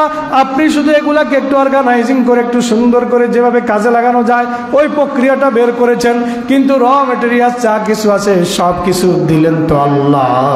আল্লাহ বলেন মা বাইনাহুমা, এই দুইটার মাঝখানে যা কিছু আছে এটা আমি আল্লাহ দিছি। এবার আসুন, রড আছে, সিমেন্ট আছে, বালি আছে, এখন বালি জানেন, বালি কোথা থেকে আসে? সমুদ্রের তলদেশ থেকে বালি উঠায়, নদীর তলদেশ থেকে বালি উঠায়। কোন ফ্যাক্টরির মধ্যে বালু তৈরি হয় বলেন তো দেখি? কোনো ফ্যাক্টরিতে পৃথিবীতে বালু তো তৈরি হয় না। তাহলে আল্লাহ যে বলছে লিল্লাহি মুলকুস সামাওয়াতি ওয়াল আরদি ওয়া মা বাইনাহুমা, আল্লাহ কি ভুল বলছেন না সঠিক বলছেন? আল্লাহ কোনো ভুল কথা বলতে পারেন না, বলেন না। আল্লাহ যা কিছু বলেন সব কিছু সঠিকই বলেন, সব কিছু সত্যই বলেন। আল্লাহ বলেন আমান আসদাকু মিনাল্লাহি কিলা, আল্লাহর চাইতে উত্তম সত্যবাদী আর কে আছে? মানে আর কেউই নাই। এবার আসেন, আপনি বালু সিমেন্ট সবকিছু মিক্সার করে ফিলারটা ঢালাই দিলেন। ফিলার যে ঢালাই দিলেন, ঢালাই করার সময় কাঠ লাগছে নি? কাঠ আসলো কোত্থেকে? গাছ দিলে কে? আল্লাহু আকবার, আল্লাহু আকবার। এইভাবে যদি আপনি প্রত্যেকটা জিনিস চিন্তা করেন, প্যারাগের কথা চিন্তা করেন, আপনি যদি আবার ওই যে প্লেন সিট লাগায় ওইটার কথা চিন্তা করেন, আপনি আলপিনের কথা চিন্তা করেন, আপনি যেটাই বলবেন এরপরে ঠ্যাক দিয়ে বাঁশ দিয়ে বাঁশ বানাইলো কে? বাঁশ আল্লাহ দিল। তাহলে আমার আপনার তো কিচ্ছুই নাই, সব আল্লাহর দেওয়া জিনিস দিয়া। কয় পরের ধনে পদ্মারি, পরের ধনে পদ্মারি করে, পরের ধন মানে আল্লাহর ধন, আল্লাহর দেওয়া জিনিস দিয়ে আপনি পদ্মারি করে এখন নিজে বাহাদুর সাজেন। আল্লাহ পাক রব্বুল আলামিন বলেন, যখন আমি পাকড়াও করব, একটা সেকেন্ড আগেও হবে না, একটা সেকেন্ড পরেও হবে না। এবার আপনি সব কিছু একসাথ করলেন, একসাথ করে ঢালাই ঢালাই সব সারটা সব দিয়ে দিলেন। বিজ্ঞানীরা কি বলে জানেন? বিজ্ঞানীরা বলে বাতাসে যদি অক্সিজেন না থাকতো তাহলে একটা সিমেন্টের ঢালাইও জমা লাগতো না, শক্ত হইতো না। অক্সিজেন আছে বলেই এগুলা জমাট হয়, শক্ত হয়, টিকে থাকে। সুবহানাল্লাহ। কিয়ামত যে সেকেন্ডের মধ্যে, মুহূর্তের মধ্যে হয়ে যাবে, আজকে বিজ্ঞান আস্তে আস্তে সেগুলো স্বীকার করতেছে। বিজ্ঞান বলতেছে যদি পৃথিবীতে মাত্র 5 সেকেন্ডের জন্য যদি অক্সিজেন টোটালি স্টপ করে দেওয়া হয়, কত সেকেন্ড? মাত্র 5 সেকেন্ডের জন্য যদি পৃথিবীতে যদি অক্সিজেন বন্ধ করে দেওয়া হয়, আকাশে একটা বিমানও উড়বে না, বিমানগুলোর শব্দ ফাঁস করে নিচে পড়ে যাবে। একটা গাড়ি চলতে পারবে না অক্সিজেন যদি পৃথিবীতে না থাকে। একটা গাড়ি, একটা মোটর সাইকেল, একটা মোটর যান চলতে পারবে না। একটা লঞ্চ, একটা স্টিমার পৃথিবীতে চলতে পারবে না যদি অক্সিজেন বন্ধ হয়ে যায়। এবং বিজ্ঞানীরা বলে পৃথিবীতে একটা ইমারত, একটা বুর্জ খলিফা, একটা ওয়াচ টাওয়ার, কোনো কিছু পৃথিবীতে বাকি থাকবে না। সব কিছু 5 সেকেন্ডের অক্সিজেন বন্ধের সাথে সাথে দুলা বালির মতো গুঁড়া গুঁড়া হয়ে জোরে জোরে পড়তে থাকবে। সুবহানাল্লাহ। আল্লাহ পাক বলেন লিল্লাহি মুলকুস সামাওয়াতি ওয়াল আরদ, আমি আল্লাহ আসমানের মালিক, জমিনের মালিক। ওয়া মা বাইনাহুমা, এবং এই দুইটার মাঝখানে যত কিছু আছে সব কিছুর মালিক আমি আল্লাহ। ওয়া ইলাইহিল মাসির, আর সবাইকে সে আল্লাহর দিকে ফিরে যেতে হবে। ওয়াকালু, ইহুদিরা বলে লা ইয়াদখুলুল জান্নাতা ইল্লা মান কানা হুদান আও নাসারা, লা ইয়াদখুলুল জান্নাতা, কেউ জান্নাতে যেতে পারবে না। ইহুদিরা কয়, খ্রিস্টানরা কয় কেউই জান্নাতে যেতে পারবে না ইল্লা মান কানা হুদান আও নাসারা, যারা ইহুদি আর যারা নাসারা তারা ব্যতীত আর কেউ জান্নাতে যাবে না। তিলকা আমানিয়ুহুম, আল্লাহ বলেন এটা তাদের আশা। কুল হাতু বুরহানাকুম ইন কুনতুম সাদিকিন, আল্লাহ পাক বলেন এটা তাদের দুরাশা। তারা বলে ইহুদি আর নাসারা ছাড়া কেউ জান্নাতে যেতে পারবে না, এটা তাদের দুরাশা ছাড়া আর কিছু নয়। আপনি বলে দিন হাতু বুরহানাকুম, তোমরা তোমাদের দলিল নিয়ে আসো। তোমরা যে বলো ইহুদি আর নাসারা ছাড়া কেউ জান্নাতে যাবে না, এই ব্যাপারে তোমাদের কাছে কি দলিল আছে নিয়ে আসো। ইন কুনতুম সাদিকিন, যদি তোমরা সত্যবাদী হও। কোনো দলিল কি তাদের কাছে আছে? কোনো দলিল তাদের কাছে নাই। আল্লাহ পাক রব্বুল আলামিন পরে আয়াতে, অন্য আয়াতের মধ্যে বলতেছেন কোরআনে মাজিদের, ফামান হাজ্জাকা, আলী ইমরান, সূরা আলী ইমরান আয়াত নম্বর 61, আল্লাহ বলছেন ফামান হাজ্জাকা ফীহি মিন বাদি মা জাকা মিনাল ইলমি ফাকুল তাআলাউ নাদউ আবনানা ওয়া আবনাকুম ওয়া নিসাআনা ওয়া নিসাআকুম ওয়া আনফুসানা ওয়া আনফুসাকুম সুম্মা নাবতাহিল ফানাজআল লানাতাল্লাহি আলাল কাযিবিন। ও নবী, যারা এসব বিষয় নিয়ে যারা তর্ক করে, ঝগড়া করে, মিন বাদি মা জাকা মিনাল ইলমি, আপনার কাছে সঠিক দিন আসার পরে, সঠিক ধর্ম আসার পরে, সঠিক জীবন বিধান আসার পরে যারা আপনার সাথে তর্ক করে তাদেরকে আপনি বলে দিন, ফাকুল, তাদেরকে বলে দিন, তোমরা যে বলতেছ তোমরাই সঠিক, তোমরা বলতেছ তোমরাই জান্নাতে যাইবা, ইহুদিরাই জান্নাতে যাবে, নাসারাই জান্নাতে যাবে। তোমরা বলতেছো তোমরা আল্লাহর ছেলে, তোমরা বলতেছো তো আল্লাহ তোমাদেরকে ভালোবাসে, তোমরা বলতেছো তোমাদেরকে আল্লাহ পাকড়াও করবে না। আল্লাহর কোরআন বলতেছে, সূরা মারিয়াম বলতেছে পাকড়াও করবে। আল্লাহ বলতেছেন কুল মান কানা ফিদ দালালাতি ফালিয়ামদুল্লাহুর রহমানু মাদ্দা। যারা হেদায়েতকে বাদ দিয়া, কোরআনকে বাদ দিয়া, যে ইহুদিগুলা নাসারাগুলা অন্যান্য মানুষগুলা গোমরাহিকে ক্রয় করেছে, আল্লাহ বলেন আমি তাদেরকে দয়াময় আল্লাহ তাদেরকে সুযোগ দেয়, তাদের ওই কাজের উপরে তাদেরকে অবকাশ দেয়। অতঃপর আল্লাহ পাক রব্বুল আলামিন তাদেরকে পাকড়াও যখন করবে তখন তারা বুঝতে পারবে কারা নিকৃষ্ট ছিল। আল্লাহ পাক বলেন, ও নবী, তারা যখন এত কিছুর পরে আপনার সাথে ঝগড়া লিপ্ত হয়, আপনি তাদেরকে আহ্বান করেন, কুল তাদেরকে বলে দিন, তাআলাও নিয়ে আসো, তাআলাও নিয়ে আসো, তাআলাও তোমরা সবাই আসো, নাদউ আবনানা ওয়া আবনাকুম, নাদউ আবনানা ওয়া আবনাকুম। তোমরা তোমাদের সন্তানদেরকে আনো একটা খোলা ময়দানের মধ্যে, আমরা আমাদের সন্তানদের নিয়ে উপস্থিত হই। ওয়ানিসা আনা ওয়ানিসা আকুম, তোমরা তোমাদের স্ত্রীদেরকে আনো, আমরা আমাদের স্ত্রীদেরকে হাজির করি। ওয়াংফুসানা ওয়াংফুসাকুম, তোমরা নিজেরাও আসো, আমরা নিজেরা উপস্থিত হই। আমরা সবাই স্ত্রী সন্তান এবং নিজেরা উপস্থিত হই একটা খোলা ময়দানে। খোলা ময়দানে উপস্থিত হই আল্লাহর কাছে আমরা দোয়া করব। সুম্মান আবদাহিল, অতঃপর আল্লাহর কাছে এই মর্মে দোয়া করব, আলাল কাযিবিন, আমাদের মধ্যে যারা মিথ্যাবাদী তাদের উপরে যেন আল্লাহ পাকের লানত বর্ষিত হয়। আসো আমরা সবাই মিলে দোয়া করি। যদি দোয়া করতো দোয়া কিন্তু কবুল হয়ে যেত, কিন্তু তারা এই সাহস করে না। যদিও মুমিনদেরকে গোমরা বলেছে, যদিও নবীকে পাগল বলেছে, যদিও নবীকে গণক বলেছে, যদিও নবীকে কবি বলেছে, যদিও মুসলমানদেরকে গোমরা বলেছে, যদিও মুসলমানদেরকে বলেছে বাপদাদার দিন থেকে সরে গিয়েছে, নতুন দিন গ্রহণ করেছে, যদিও বলেছে আমরা আল্লাহর ছেলে, যদিও বলেছে আমরা আল্লাহর প্রিয় পাত্র, যদিও বলেছে আমরাই জান্নাতে যাব, যদিও বলেছে জাহান্নাম মাত্র অল্প কিছুদিন আমাদেরকে পাকড়া করবে, এরপরে আমরা জান্নাতে চলে যাব।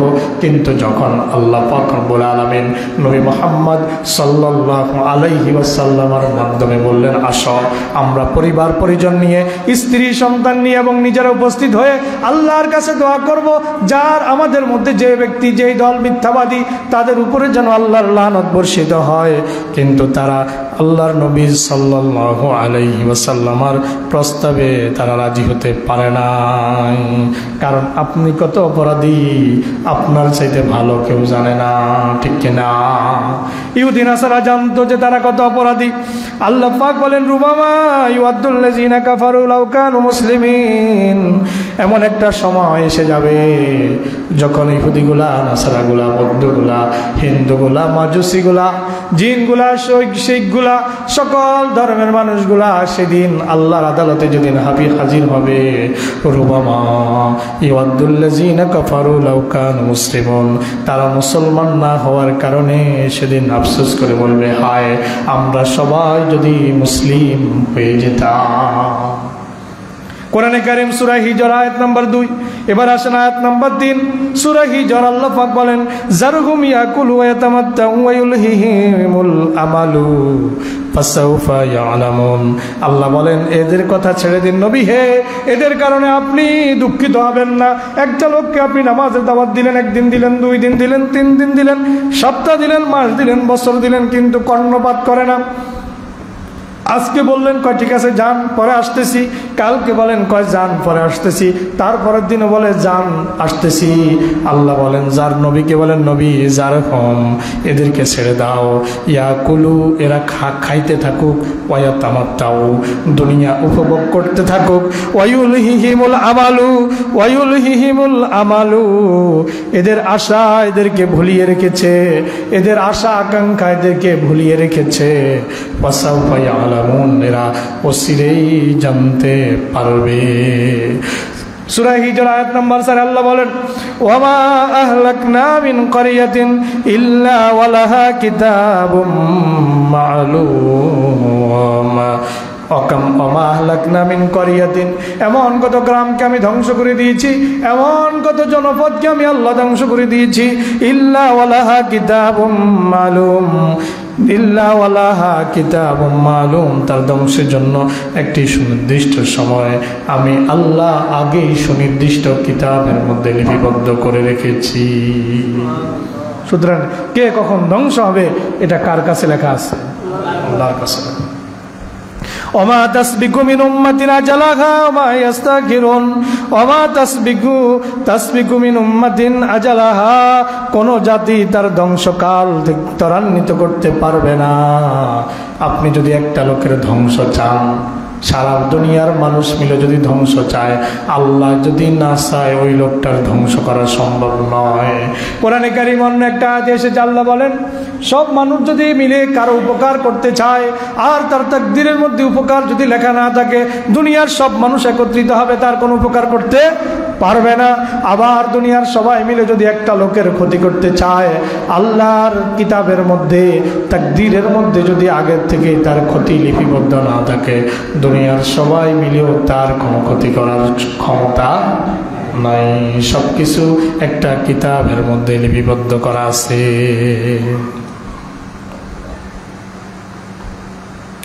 আল্লাহ পাক রব্বুল আলামিন কোরআনে মাজিদের সূরা মুহাম্মদ আয়াত নম্বর 17 এর মধ্যে বলতেছেন, ওয়াল্লাযীনা হাদাউ যাদাহুম হুদাও ওয়া আতাহুম তাকওয়াহুম।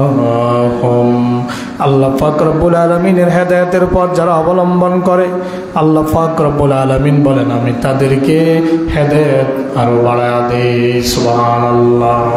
হেদায়েত বাড়ায় দেওয়ার অর্থ হচ্ছে একটা মানুষ পাপ করতে করতে যেরকম তার পাপ বাতি হইতে থাকে, জমা হইতে থাকে, আরো বেশি ছোট মাস্তান থেকে বড় মাস্তান, বড় মাস্তান থেকে আরো বড় মাস্তান, এরপর একদম দেশব্যাপী টপ টেরর, আস্তে আস্তে তো হয়, ঠিক কিনা? ঠিক একটা মানুষ যখন হেদায়েত পায়, ভালো পথে চলতে চলতে চলতে চলতে চলতে চলতে তার হেদায়েত আরো দৃঢ় হয়, আরো মজবুত হয়। পড়েন সুবহানাল্লাহ। তা আজকে আমরা দুইটা আয়াতের আলোচনা করেছি, একটা হচ্ছে সূরা মারিয়াম আয়াত নম্বর ৭৪, আরেকটা হচ্ছে ৭৫। প্রথম আয়াতে আল্লাহ বলছেন বহু মানুষকে, বহু কওমকে আমি এর আগে ধ্বংস করে দিয়েছি, যারা তোমাদের সাথে প্রতিপত্তিতে, প্রাসাদে, অট্টালিকায় তোমাদের চাইতে আরো অনেক উত্তম ছিল, তাদের মতো বহু জাতিকে আমি ধ্বংস করে দিয়েছি। পরে আয়াতে বলেছেন যারা দলালা, যারা গুমরাহিকে যারা ক্রয় করে নিয়েছে, গুমরাহিকে যারা অবলম্বন করেছে, আমি তাদেরকে গুমরাহির মধ্যে থাকার জন্য কিছুদিন সুযোগ দেই, অবকাশ দেই। অতঃপর যখন তাদেরকে পাকড়াও করার সময় আসে, শাস্তি দেওয়ার অথবা তাদের কিয়ামতের সময় আসে, অচিরেই তারা তখন জানবে যে কার অবস্থানটা নিকৃষ্ট ছিল এবং কার অবস্থানটা নড়বড়ে ছিল। এই দুইটা আয়াতের উপর আমরা আজকে আলোচনা করেছি। আল্লাহ পাক আমাদেরকে বুঝার তৌফিক দান করেন। তাহলে আমরা সামারি যেটা জানলাম, আমরা দুনিয়াতে এসেছি আল্লাহর গোলামি করার জন্য, যতদিন বাঁচব আল্লাহর গোলামির উপরে বেঁচে থাকব। আমার সম্পদ, আমার টাকা পয়সা, আমার ক্ষমতা, আমার সন্তান, কোনো কিছু নিয়েই আমি বাহাদুরি করব না। আমি মনে করব সব কিছু আল্লাহর পক্ষ থেকে আমার জন্য নিয়ামত এবং আমার জন্য পরীক্ষা। আমি যেন সে পরীক্ষা উত্তীর্ণ হতে পারি। আল্লাহ পাক আমাদের সকলকে সে তৌফিক দান করে।